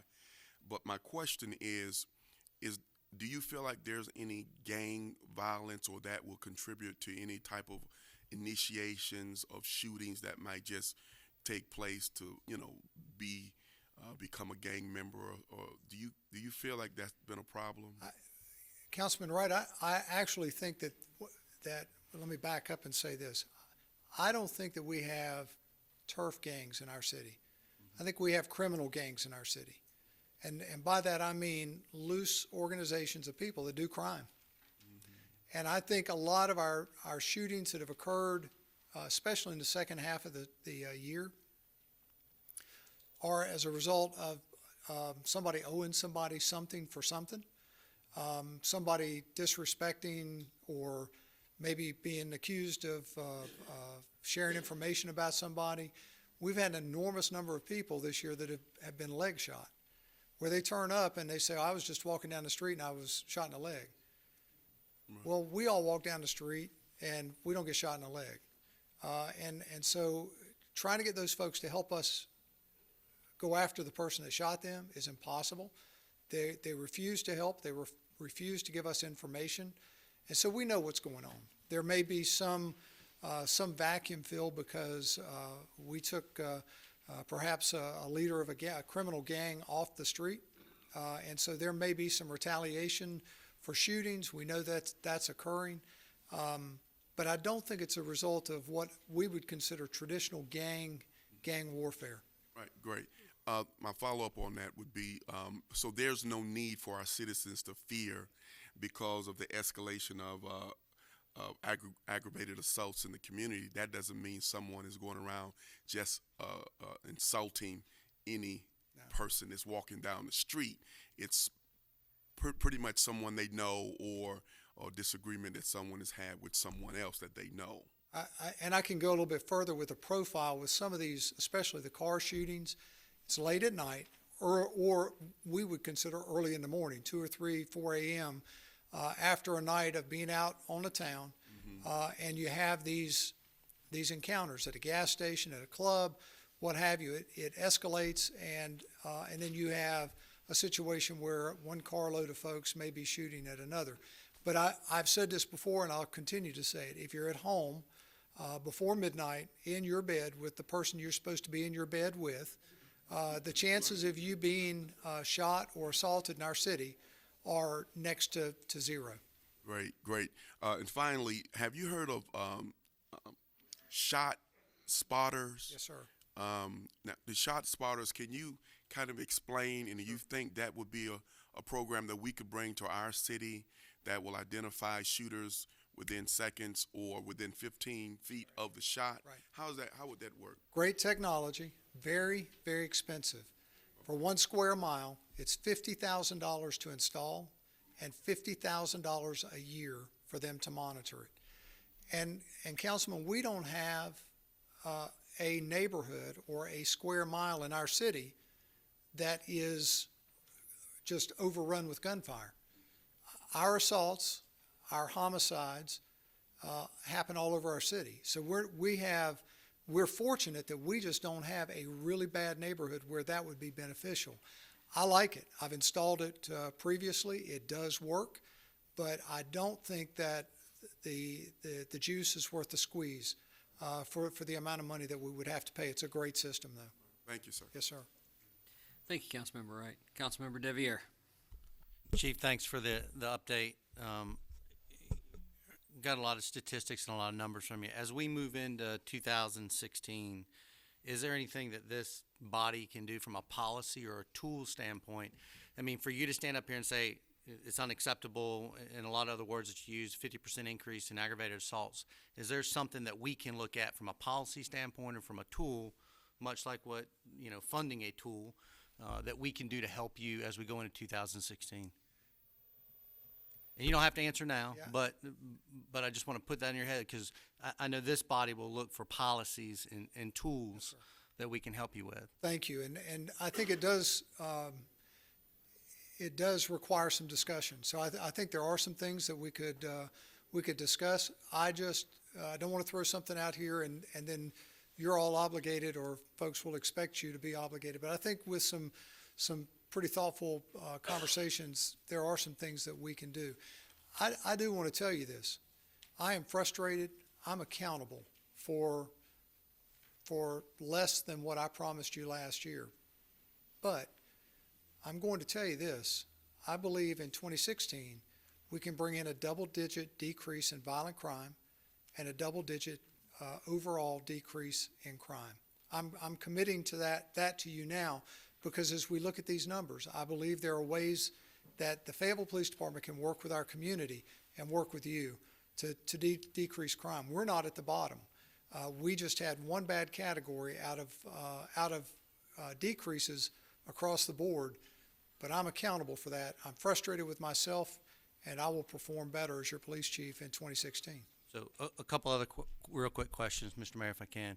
First of all, Chief, we're all accountable too.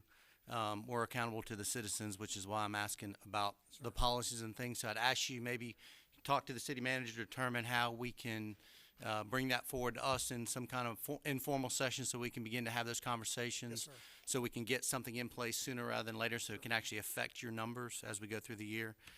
One of the things that stood out to me, you had a lot of numbers, but 950 cars unlocked, 400 guns. Yes, sir. Were taken from. How many of those were recovered? I don't have that number, but we didn't recover. We recovered about 250 guns Total. this year. The interesting thing is many of the guns that are stolen in Fayetteville, we find are recovered in New York, New Jersey, Florida, or California. So, and I'm not trying to connect dots. I'm just looking at, a rise in, guns being taken, and then we have a rise in shots going into houses. And I'm just trying to look at correlations. The people that are going through people's cars don't have any good sense. I mean, they're night crawlers. They're folks that need to be doing something else, and then they find themselves in possession of a high-powered weapon that they either keep, use, or trade to somebody else that doesn't have much more intellectual functioning than they do. So now we have idiots with guns in our city. And I guess it just goes back to what Ms. Jensen was saying is what age what age those people are. And the last point, because I know you're doing some things with it, and I just want to highlight it, some programs that you put in place to educate the population and our citizens about locking their cars. Well, Councilman, thank you. I wasn't going to do it, but since you did, I hope you're talking about wiping things down. So folks need to know that if they don't lock their car first, their car is being victimized, or they are, when their neighbor who locked their car is not being victimized, because these people don't have, for the most part, they don't have the energy to try to break into a car. So they're going for the unlocked cars. But what I would encourage folks who find their cars gone through after they've not locked them is to take a Sandy wipe, a Clorox type Sandy wipe, and clean the inside of the car, because these people are nasty. And so, after you get in your car without wiping the steering wheel or your child's car seat or the dash, the gear shifter, and you find yourself with a stomach virus the next day, you didn't catch that at the office. One of these nasty individuals who went through your car is the person who gave you that virus. So just lock the car, or at least make sure you wipe everything down before you get in and go to work. Thank you. I wanted to say that. Thank you. Councilmember McDougal. Thank you, Mr. Mayor. Certainly, Chief, we want to thank you for the good job that you and your officers are doing, and for me in particular at Roy Turner Park and Mike Street, Bonnie Doon, Johnson Street. I was getting a call every day, sometimes 3-4 calls a day, or emails, and I can't remember when I got the last one. I better knock on a little wood, but I noticed just in my own travel up and down through the area, 11 cameras between Mike Street, that intersection of Johnson and Bragg Boulevard, and down Johnson Street and Blanton Road. And I thank you for concentrating on that area. Also, thank you for the work that your officers are doing in the Murchison Road corridor.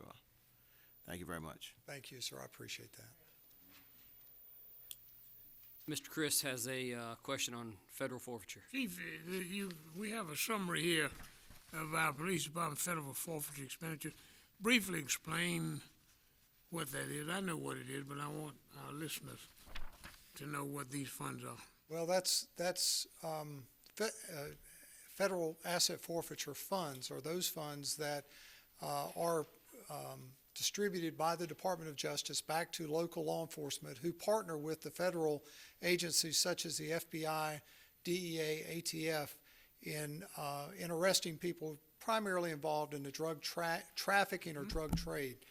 And we have been the beneficiary in this department over the years with our partnerships with those folks of not only taking some very bad people off the street by, using the federal system to charge and to arrest and charge those folks, but also they forfeit that cash or that money that they have used or that they have generated as a result of their illegal activities. And I'll tell you, Mr. Crisp, over the last 3 years, we have spent in the Fayetteville Police Department about $1.4 million on upgrades to our police department, our cameras, our crime information center, new vehicles that are specialty vehicles that the taxpayers did not have to pay for. Our drug dealers here in Fayetteville paid for that, and we appreciate that very much. Unfortunately, the Department of Justice has temporarily suspended that program. And so we are no longer the beneficiary of, or any other police department right now, for federal asset forfeiture funds. And that makes me very, very nervous, because that fund has allowed us to not have to weigh council down with major expenditures such as equipment, remodeling, additional technology that now we're faced with either going without or having to fund off of our budget. Chief, I have one other question. I know you have a academy graduation coming up first weekend in February. Yes, sir. Where are we now on sworn officers, and how many is that coming out of the academy in the last year? How are we doing? So I can't give you the exact number coming out, but I'll be happy to provide you with a report. Right now on our rolls, we have 416 people sworn or trained, people in training. We lost 10 people in December, Mr. Crisp, to resignations, retirements, and we had one death. So we were at 426 out of 433. We've now lost 10. But out of that 416 that we have, 30 of those people are in training. So we have 14 that will graduate February 5th. Hope all of you will be able to come. Another 14 that will graduate in March, the middle of March. And we have a new class starting on the 22nd of February, and that class is 20 people. And we hope to get those folks through that training and on the street by this time next year. All right, thank you, sir. Yes, sir. Thank you so much for what you're doing, and your officers. Just convey to them our appreciation. I certainly will, It's a sir. tough job. Thank you. All over the nation, the world's gone crazy, but Fayetteville is not Ferguson. That's right, We sir. thank you for that. Thank you, Mr. Mayor. Thank you, Mr. Chris. Chief, this council and this community stands behind you and your efforts. We appreciate you. Would you take just a minute and introduce the folks you have with you? Yes, sir. Again, Mayor, I want to reiterate, make sure that everybody knows, we're going to bring in a double-digit decrease in crime next year, a double-digit decrease in violent crime. That's our commitment. If we gave you anything else, we wouldn't be doing our job. So I have with me tonight Assistant Chief Catherine Bryant, stand up, Assistant Chief Anthony Kelly, Assistant Chief Mike Petty, Lieutenant Todd Joyce, Captain Lars Paul, Captain Chris Davis, Lieutenant David McLaurin. Is that it? Oh, Captain James Nolette. Folks, these are the folks that are really leading the effort, so thank you.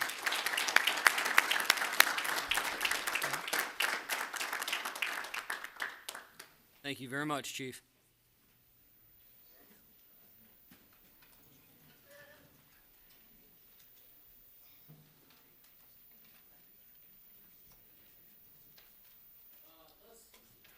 Let's take a 5-minute break.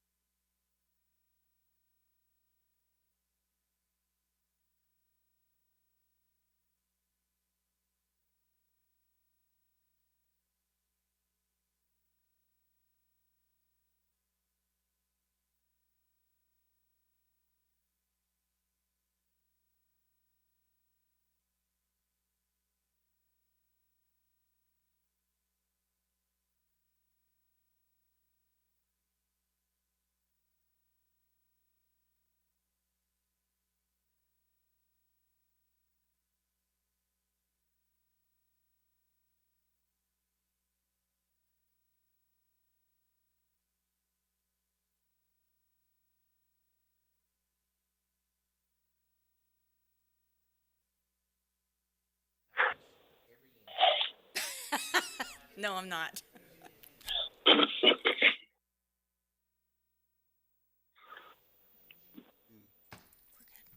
One, go. All right, welcome back into session, council. I'll recognize Rebecca Rogers Carter with item number 8.02. Ms. Carter. Good evening, Mayor and City Council members. Item 8.2 is on your agenda this evening is your FY16 citizen or resident survey report. On your dais, you're going to notice that I have provided you a hard copy. It looks like this. It's huge. A hard copy of the survey, including all the appendices, and also a copy of your PowerPoint. The survey was designed to seek citizen input regarding current programs and services and feedback from your future policy and funding priorities. This survey is a crucial part of the city's ongoing efforts to identify and respond to citizens' concerns. These types of surveys really bring citizens into the public-making process. In other words, it helps council set their priorities.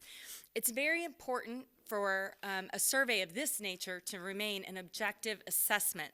The consultant for this project is a national leader in marketing research. They specialize in helping local governments reach out to their communities. ETC Institute is the consulting firm that administered Fayetteville survey during the fall of 2015. They also administered Fayetteville survey back in fall of 2015, and they also administered the survey back in 2013. What's really critical about ETC Institute's reporting is that they're able to benchmark our results not only on our previous survey, but also they benchmark it nationally and regionally. And as the mayor and city council are aware, the devil is in the details, as you were talking through this evening's presentation with the chief. And really, it takes that special analysis and a real focus on analysis. So mayor and city council, we have kind of a special treat tonight. It's the first time in the city's history that we've actually had a consultant present via a web demonstration or a go-to meeting. The reason we're doing this because most of the airports in the nation are still frozen over. There's a lot of cancellations, and his flight was canceled. So rather than just canceling this and moving it forward, I felt it really important. The newspaper's already reported on the survey. Your strategic planning retreat is coming up. We'll just move forward and catapult into the 21st century. Okay, so the blizzard of 2016 did not knock us off our track, all right? I'd also like to thank Corporate Communications and IT Department for their help in setting this whole thing up. And at this time, I'd like to introduce Mr. Chris Tatham via the web meeting. You'll see him just a second. He's the Senior Executive Vice President and Chief Operating Officer for ETC Institute. Now, Mr. Tatham is one of the nation's leading authorities on the development of qualitative and quantitative customer satisfaction research for state and local governments. Mr. Tatham has designed and implemented customer satisfaction assessments for more than 300 governmental agencies in 44 states, and I know that he's also worked with Fort Bragg on their surveys and many other North Carolina cities and counties. I know because I had called them 2 years ago when we were first looking for a consultant for surveying. So at this point, I'm going to turn it over to Mr. Chris Tatham, and he's going to provide an overview and methodology of the 2015 resident survey. Thank you. Chris, you there? Oh, thank you. And I think you all find that your survey results look a lot better than that plane does. It's great to be back with you all. I actually was once stationed at Fort Bragg about 25 years ago. The picture's really old. I'm a lot uglier and older now. But I've been doing this for over 20 years. Our firm, ETC Institute, is the national leader in doing this. I went from Princeton to the military into helping local governments figure out how to gather data from communities across the country. And just an hour before I logged in with you, I was presenting Las Vegas's survey results. We found as a company that when we did a national survey 2 years ago, we asked people whether or not they'd been to a local meeting with their city or county government in the last 2 years. And what we found out was that a whopping 7% of people had. And then when we probed a little further, most of those 7%, it had really been longer than 2 years ago. And then we asked them why they went, and we got three significant reasons. The first one was they were there to get an award or be recognized or see somebody get recognized. Second one was they didn't like something the city or county was doing. And the third one is they wanted to have the city or county do something that was in their personal interest. So at the end of the day, though, public meetings are very important. The average resident doesn't show up. And so without this kind of information in today's technology world and where people are really busy, sometimes it's really hard to hear from the vast majority of residents. So what we do is actually come with a survey that has a number of standard questions. We then tailor it to each of the communities. And we first did this survey for Fayetteville back in 2013. If any of you were on the council then, you remember me coming out and presenting.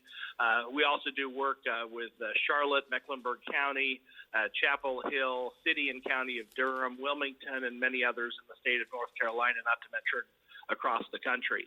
Tonight, what I'm going to do is just briefly report on how the survey was done, what we found, and then give you the conclusions. I like being in a military town because I can say, I'm going to give you the bottom line up front. My battalion commander, when I was a new lieutenant, used to say, give me the 3 Bs.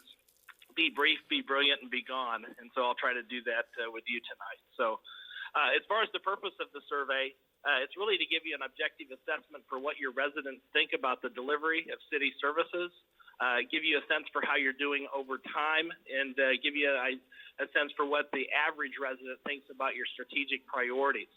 Sometimes I see cities do surveys every couple of years, and the results don't change a lot. People wonder, well, why keep doing it? And I look at it, it's kind of like a well health checkup, or when you check your blood pressure. You know, if you are dieting and exercising, but you never check your blood pressure, you may not know whether what you're doing is actually paying off. And a survey like this really gives you an objective assessment for the changes you're making really making a difference. As far as the survey methodology is concerned, we administered the survey to 669 persons this year. They were all randomly selected. We actually do surveying by address-based sampling, and that means that we selected 3,000 households from all eligible residential addresses in the city to participate in the survey. We then mailed them the survey and gave them options to respond by mail or by phone or even the internet. We did phone follow-up to make sure that we got representation from some of the segments of the population that are typically less responsive, also to make sure we got good distribution from a number of demographic categories. And this next chart just shows you kind of how the distribution is geographically. The dots represent where people live who responded to the survey. We make the map so that you can't zero in and actually identify the person's house, but it does give you a good idea that we have all areas of the city are well represented. The other thing that's important is to make sure that the data actually matches up with the demographics of the community. And you can see for a few select categories, you'll see that the racial profile is pretty close to the most recent census, which is to the left. Hispanic is pretty much right on, and we have generally a 50-50 match. It's not perfect in all ways. Renters responded a little bit at a lower volume. Really large households responded at a slightly lower rate, but we're actually able to look at the differences in the data by doing crosstabs to make sure that those lower response rates from subsegments don't actually cause biases in the results. And I can tell you, based on my review of the data, you have a very solid data set. With that, let me just kind of give you our general conclusions up front. I think the first thing is residents have a positive perceptions of the city. There's some areas for improvement, but most residents feel good about the city of Fayetteville. Satisfaction levels have stayed about the same. Of about 100 areas that were assessed, none of them increased or decreased by more than 10%. We only had 17 or 18 items changed by more than 5%. So it was relatively similar results. What you'll see, though, as we go forward is some real improvement in the police rating. So all the data you just heard is reinforced by perceptions of positivity among residents. In order to improve, continued emphasis on streets, traffic flow, economic development, and police services. Those are the areas that residents really care a lot about, and they're the areas that you can continue to find some opportunities for improvement. So let me walk you through the major findings. The first is just the general perception of residents is pretty positive. And what I want to show you on this chart is we have residents rate the city as a place to live, place to work. I won't read the entire list to you. But what you see here is residents rate items on a scale of 1 to 5. A 5 is excellent, a 1 is poor. They then kind of fill in, we give labels. So a neutral doesn't mean don't know. A lot of people are like, oh, all those people don't have an opinion. We actually give people a chance to say they don't know. A neutral is more an okay. In other words, it's not great, it's not terrible. That means they gave it a rating of a 3 on a 5-point scale. What you look at here, though, is the dominant color on this chart is blue. So generally, people's perceptions are positive, but there is a significant number of folks who have concerns about different areas. You can see across the board about 20% to 25% have concerns about the city as a place to work or as a place to play or as a place to retire. So certainly opportunities to do better, but the vast majority of residents generally do have positive perceptions. In addition, when we looked at some of the other factors that influence the city, what I really liked is overall police relationships with the community. You can see that 62%, just 15% of the folks gave negative ratings, and that area went up almost 10 points just compared to 2 years ago. So your police folks are definitely doing some right things, and I'll show you the trends in a little bit. Come a couple down to overall quality of city services. You'll see 57%, that 10 and 47, give positive service ratings, just 13% are negative. So for every person that complains about the overall quality of city services, there's about 4 people that actually think you're doing pretty good. But you're probably only going to hear from the 13, not so much from the 57, because the 57 just expect it. But as you work your way down the list, you'll see some of the things at the bottom, which are concerns, employment opportunities. Over basically half or 50% of the folks gave negative ratings.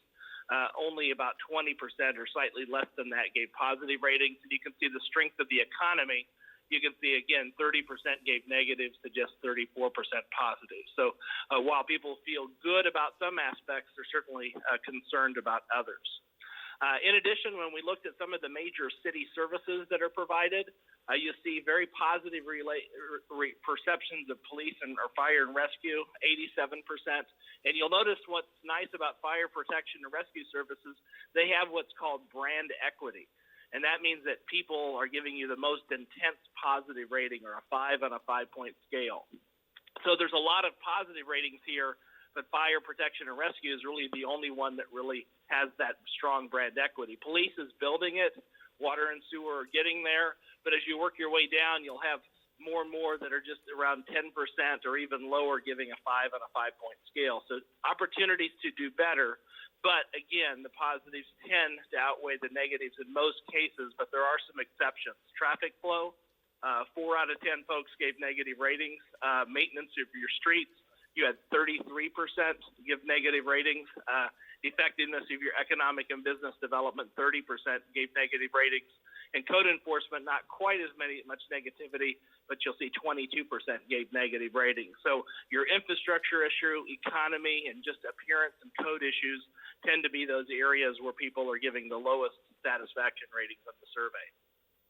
Some of the things that rate really well have to do with your utilities. I won't go through each of these individual, but your solid waste and curbside recycling, you see get great marks. Both have over 20% of the residents giving 5s on a 5-point scale, and just 11% giving dissatisfied ratings. All of your areas have significantly more positives than negatives. And so I think there's a lot of good things to see that are happening in the city, despite the concerns that folks have about streets, infrastructure, and some of the traffic flow issues. With that said, I'm sure most folks, when I used to do these surveys about 25 years ago, I used to show up to meetings and see people say, well, nobody next to me got surveyed, or how do you look at the differences by city? Well, now we actually track the address by respondents, so we can create maps to show how people in different parts of the city rate things. And what I'm going to share with you next are just a few maps. You'll have probably more time, obviously, after my meeting to peruse these in more detail. But what we've done is we've actually shaded the responses by council district, so you can see how residents in each council district rate different areas. Dark blue and blue are good rating. Red and orange are expressed concern. A neutral shade indicates people are okay, but there's probably opportunities to do better. And you can see with fire protection and rescue service, the entire city's in blue. Same thing with police protection. And police protection is actually really interesting because the entire city's in exactly the same shade of blue. and that usually shows a real good distribution or equitable distribution of police services and police protection, which is very good. You see customer service is generally good throughout the city, but there's a couple pockets where it rates a little bit lower to the south and west. You can see the same on the water and sewer utilities. The areas out to the west and to the southern part rate a little bit lower.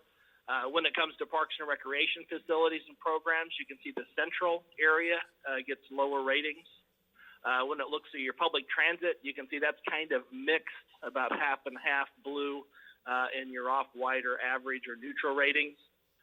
Ratings for the streets are pretty much the same throughout the city. So even though there's concerns about infrastructure, you haven't neglected one area at the expense of another. And that's what a lot of cities do, is they don't equitably distribute resources.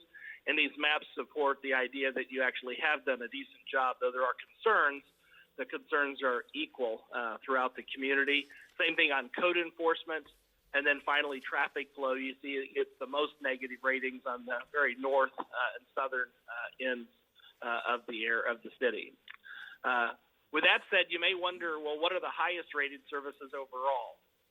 And the highest areas are fire, utility, and customer service. And you can see them on this list. I won't read everything to you, but I thought it was great to see police protection. You see second at the bottom, made the top part of the list. Your airport facilities got good ratings.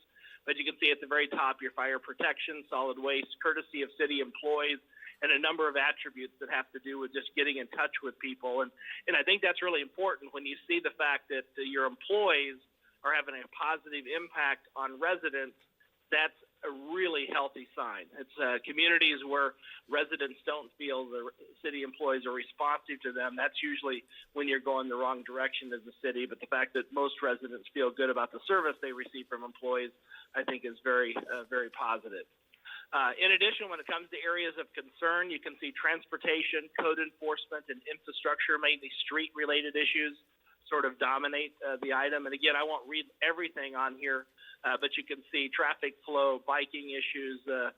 You can see kind of work your way down. Public transit, concerns about street maintenance and repair, or all your transportation and infrastructure issues. And then there's a number of on here that have to do with code enforcement and economic development. So probably, again, not a real surprise what are at the top, at the bottom, but the fact that the list has stayed fairly constant is a good thing, and you've made improvements in some of the areas that were most significant to residents last time, mainly some of the police service issues. As far as some of the communication findings, newspaper and television continue to be the dominant sources of information. That's unusual for most communities now, but just the way Fayetteville, with its own television stations and local coverage, Fayetteville is still trending like a community more from 10 years ago. Most communities today, local newspapers are relatively insignificant. Local news only if they have their own news stations, and more and more so, the local governments are actually becoming the dominant source of information with their websites and anything that anything they produce. And you can see that your printed materials are at 35%. Your website's source for 1 in 3 people, and then your city television program on TV5, you can see is at 30%. So the city does have a number of sources collectively to really impact resident perceptions and get information to them. But even when residents are asked what they most prefer, it's still the traditional local newspapers and television. But that will probably change over time. We've seen most larger, mid-sized standalone cities starting to see a decrease in these areas here in the last 5 years, and they're just lagging behind what's happened in most of the rest of the country. When it comes to some of the biggest changes since 2003, I don't know if this was coincidental, but you just heard the great information about your police improvements since the last survey, and hats off. The survey definitely reflects that. Overall, police relationships with the community are up 9%. Perceptions of the police to prevent crime are also up 9%, and you can see police protection again at up 6%. Other things like the city is a place to live, the quality of new commercial development, even the quality of new residential development, all related to kind of economic development issues, have all improved. So even though there's, you saw a number of lower ratings on previous charts, you're at least moving in the right direction. Even with city cleanliness, the condition of your sidewalks, and even the responsiveness of customer service, all of those areas have improved over the last 2 years. Areas of concern that we saw decreases. You'll notice that stormwater drainage was down 8%. And then there were a number of items related to code enforcement development. Ordinances, the enforcement of ordinances to prevent illegal development activity was down 7%. Enforcement of illegal uses, and this is related to property uses that aren't zoned, was down 7%. If you come down, you see the enforcement of sign ordinances was down 6%. And you can see graffiti at the bottom or near the bottom at -5%. So code enforcement and appearance issues, we've definitely seen some decrease during the last couple years. One of the reasons that folks do this survey, though, isn't just to know how well they're doing or what the trends are, but often to identify, maybe where you should prioritize or where you're going to get the greatest returns on investment or communication over the next couple years. And what you see on this next slide is we've actually taken all the major categories of services that were assessed, and we looked at what was the satisfaction levels, but we also looked at how important the services were to residents. So at the end of the day, if everybody was dissatisfied with something but nobody cared about it, you could spend $1 billion on it and they wouldn't care. And so part of this is to figure out, given the importance of issues and services, where will you get the biggest return on the overall satisfaction of residents by focusing on those issues. And you can see streets and traffic flow, kind of transportation, economic and business development, and continued emphasis on police protection are really the 4 areas to look at. It doesn't mean that fire is not important to people, but the satisfaction ratings with fire are so high. If you went and spent another $1 billion on fire, people would probably think you're wasting money. They wouldn't understand it. And so that doesn't mean that you don't provide good fire services, but you're not going to get much additional value from new investments or communication in fire relative to what you would get in police, transportation, and economic and business development areas. And this is actually if you're for really a left-brain person who likes lists. If there's anybody on the council who loves more pictures, this is the same information. We show it from the left to right. The things on the right side are more important than those on the left. And as you go from the bottom to top, that's the satisfaction rating. And typically we start in the bottom right quadrant. These are areas that really have the greatest opportunity. You can see traffic flow, street maintenance, and economic to business development are in the bottom right. But then because of the importance of police protection is so high, okay, so that's something you should continue to make important over the next couple years. We also did this for parks and recreation, and availability of swimming pools was barely what we'd call a high priority. Typically, if anything's a 0.10 or less, we identify it as basically having your priorities aligned with resident expectations. So there may be some opportunities in pools. And on the maintenance side of the house, you can see street repairs is at the top of the list, but just the overall quality of maintenance or repair, condition of street, sidewalks, and other items are also of importance to residents as well. And you can see that on the same kind of chart I showed you before, where the item in the bottom right that's the most significant is how quickly street repairs are made. So I know I've thrown a lot of information out in really little amount of time, but my takeaway is generally the city's moving in the right direction. You've made significant, and the reason I say that is some of the areas you've made the most progress in since the last survey were items that were really important to residents, particularly your progress in the area of police. But there are still significant concerns about the economy, the appearance of the city, your infrastructure and transportation. And I think those are going to be things that you're going to have to continue to focus on. But it appears that you're making progress in the right areas. So I don't know if anyone has any questions. I know you're a long way into your meeting, but I'd be more than happy to answer them if there are. Are there any questions?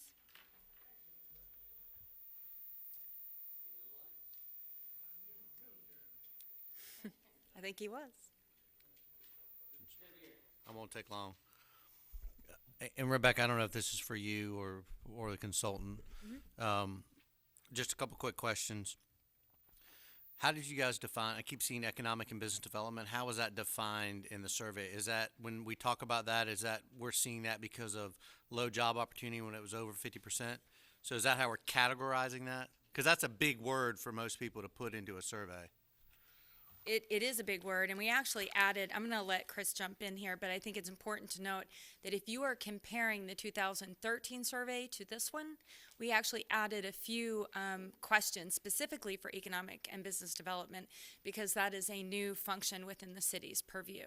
So is that how in question 22, major league team That's entered where into that the one survey? enters in. There's also, I'm going to let Chris jump in if he's got them off the top of his head, but there are some related to job I just pulled increases up a and that chart kind of that has a number of things that we put on there just to There kind we of go. expand the understanding. You know, employment opportunities was definitely a big factor. People understand that. We had one of the lowest ratings on the entire survey. In fact, I think it was the lowest, was just the availability of employment opportunities. And one of the things that I'll do for you too is take a look at the income of respondents and how they answered this question, because sometimes there's dissatisfaction not with the availability of jobs but the pay level of jobs, and so that's one of the things that we can look at. We also have things like your sports venues and other attributes that we put in, even a simple statement about the strength of the economy to help us better understand it. But the reality is, in this kind of survey, you know, you can only ask so many questions about any given item. It's a fairly strategic or high-level performance measure, but it does indicate that there are great concerns, but we won't be able to answer every question about exactly what those concerns are just from the data in the survey. Okay, So, go ahead.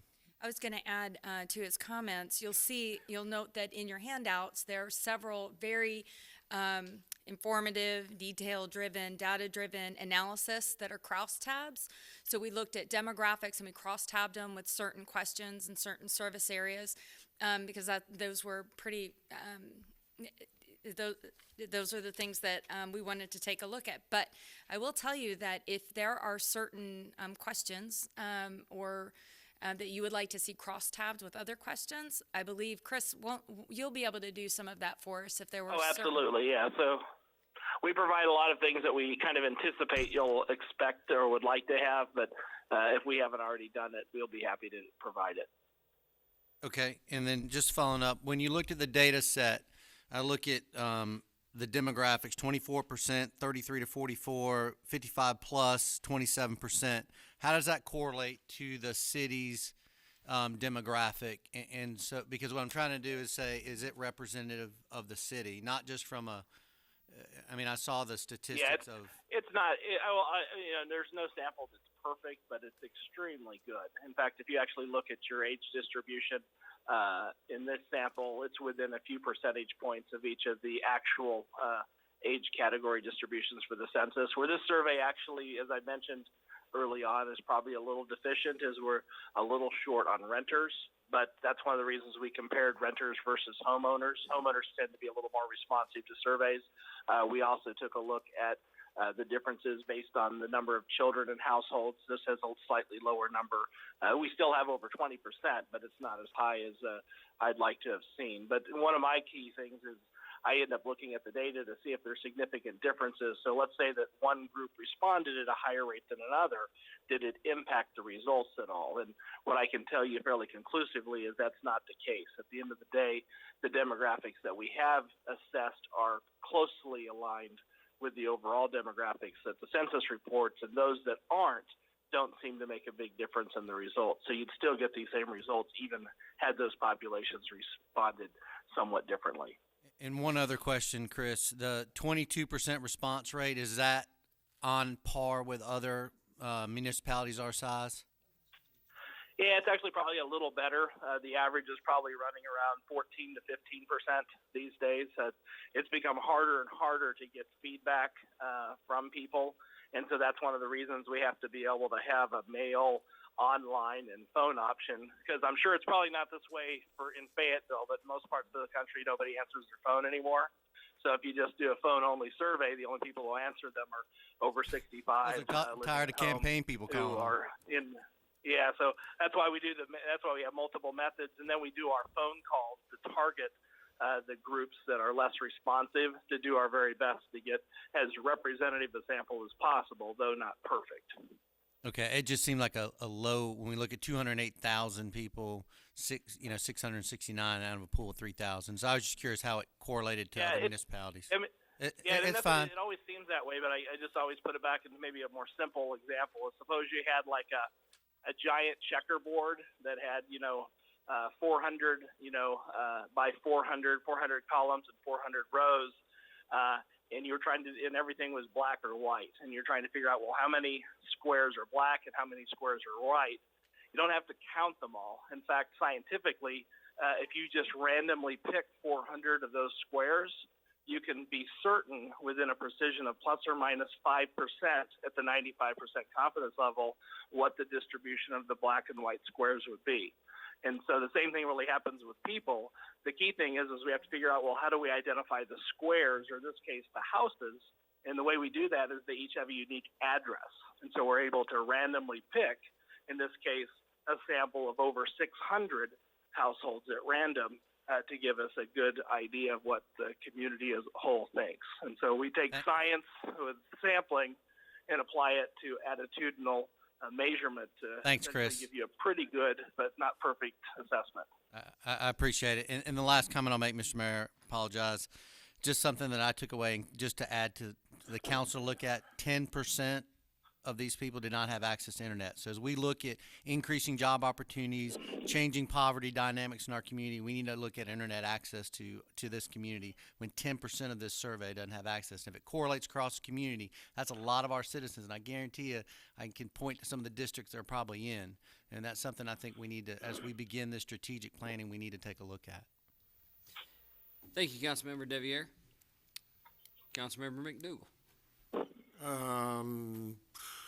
Your handout, your PowerPoint presentation, if that's something you could give us or send to us, Rebecca or John, whoever. I actually can't read the paper copy. Oh, okay. All of the information It's is inside actually the book. within the book. But this, Correct. to me, is like an executive summary, and I don't have to dig in the book. But Certainly, sir. We can get that to you. Mr. Crisp. I want to make a comment in line with what Councilman Deviere was saying. People don't often read surveys. I threw one away last week. It came from a national party, and at the end of it, it was asking for money. But the other thing is, when you get in a community such as we have, where you have a significant number of retired persons, they don't want to take the time to fool with a survey because they're not interested in anything other than their retirement and their next doctor appointment, okay?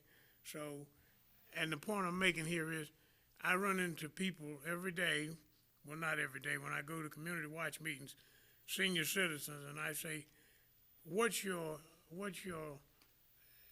internet address?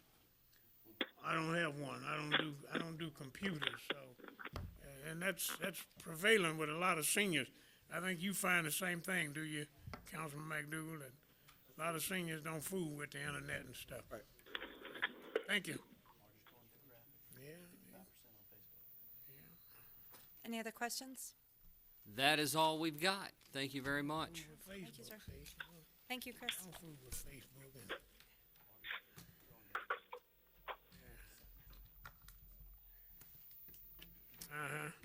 All right, at this time, 9.0 is public hearing. Well done, Miss Rebecca.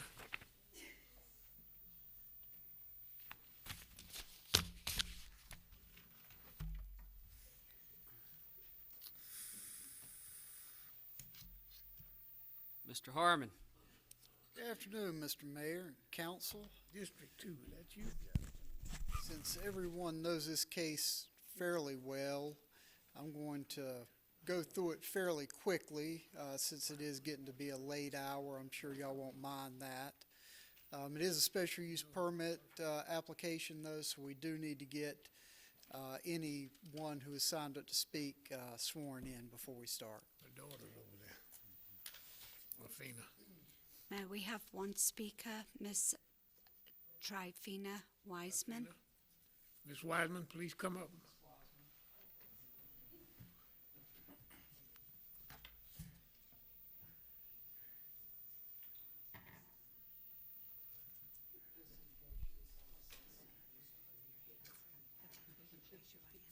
Do you swear or affirm that the testimony you are about to give is the truth, so help me God? Thank you.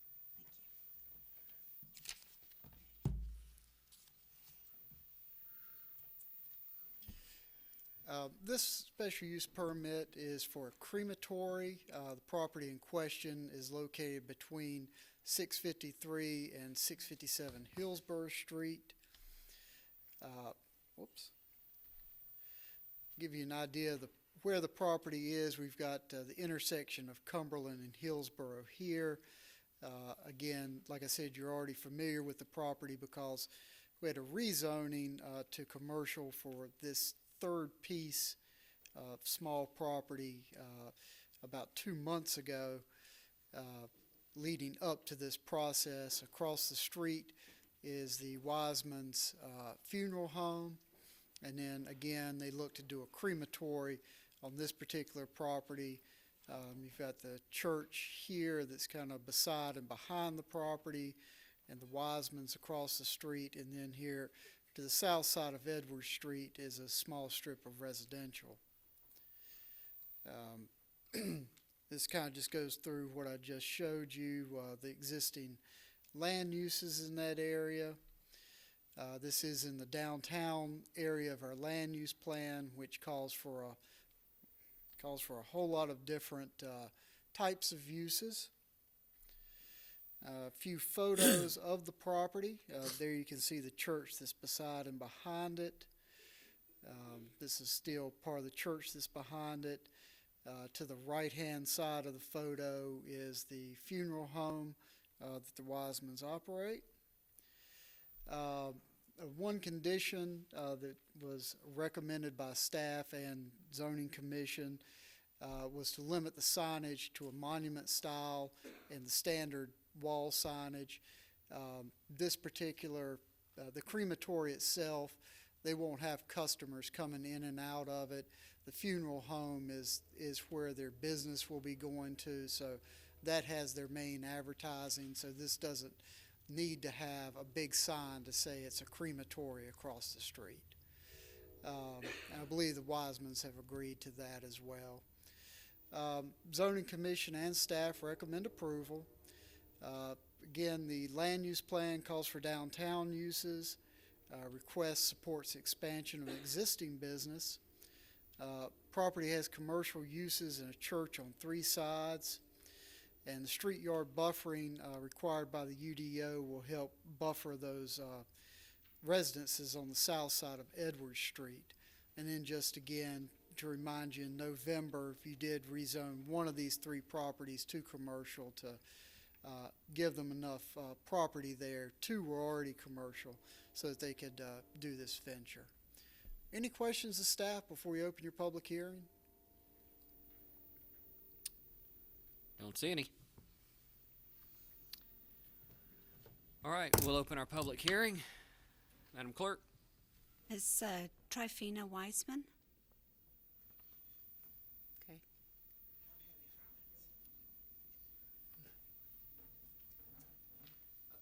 Ms. Wiseman doesn't have anything? Ms. Wiseman's here, but she doesn't have anything to add.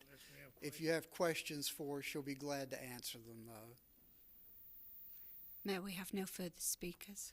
Thank you, Madam Clerk. We'll close the public hearing. Council, any questions? Seeing no questions, Council, I'll entertain a motion. Mr. Deviere? Let's see if I can get this right, Mr. Mayor. Mr. Mayor, I move that the City Council approve the special use permit condition as presented by the staff with the 8 findings and the facts listed below. Do I need to go through the 8? Second. Yes.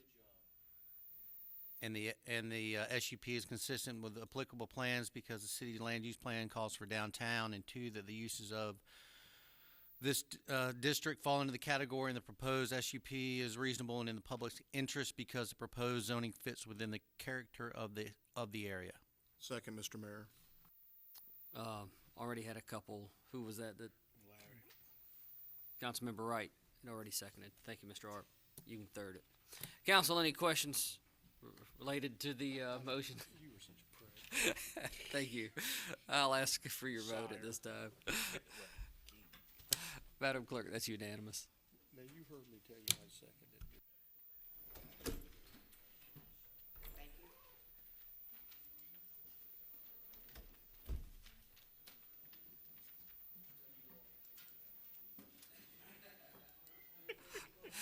Item 10.01 is the interlocal agreement with the county in reference to the homeless. Mr. Deviere? Mr. Mayor, I move that we table this and move it back to the next available work session for continued council discussion. Okay, seconded by Mr. Arp and Mr. Crisp. And any questions, council? He's dyslexic with his hearing. I'll ask for your vote, please. That's unanimous, Madam Clerk. Motion to adjourn by Mr. Crisp.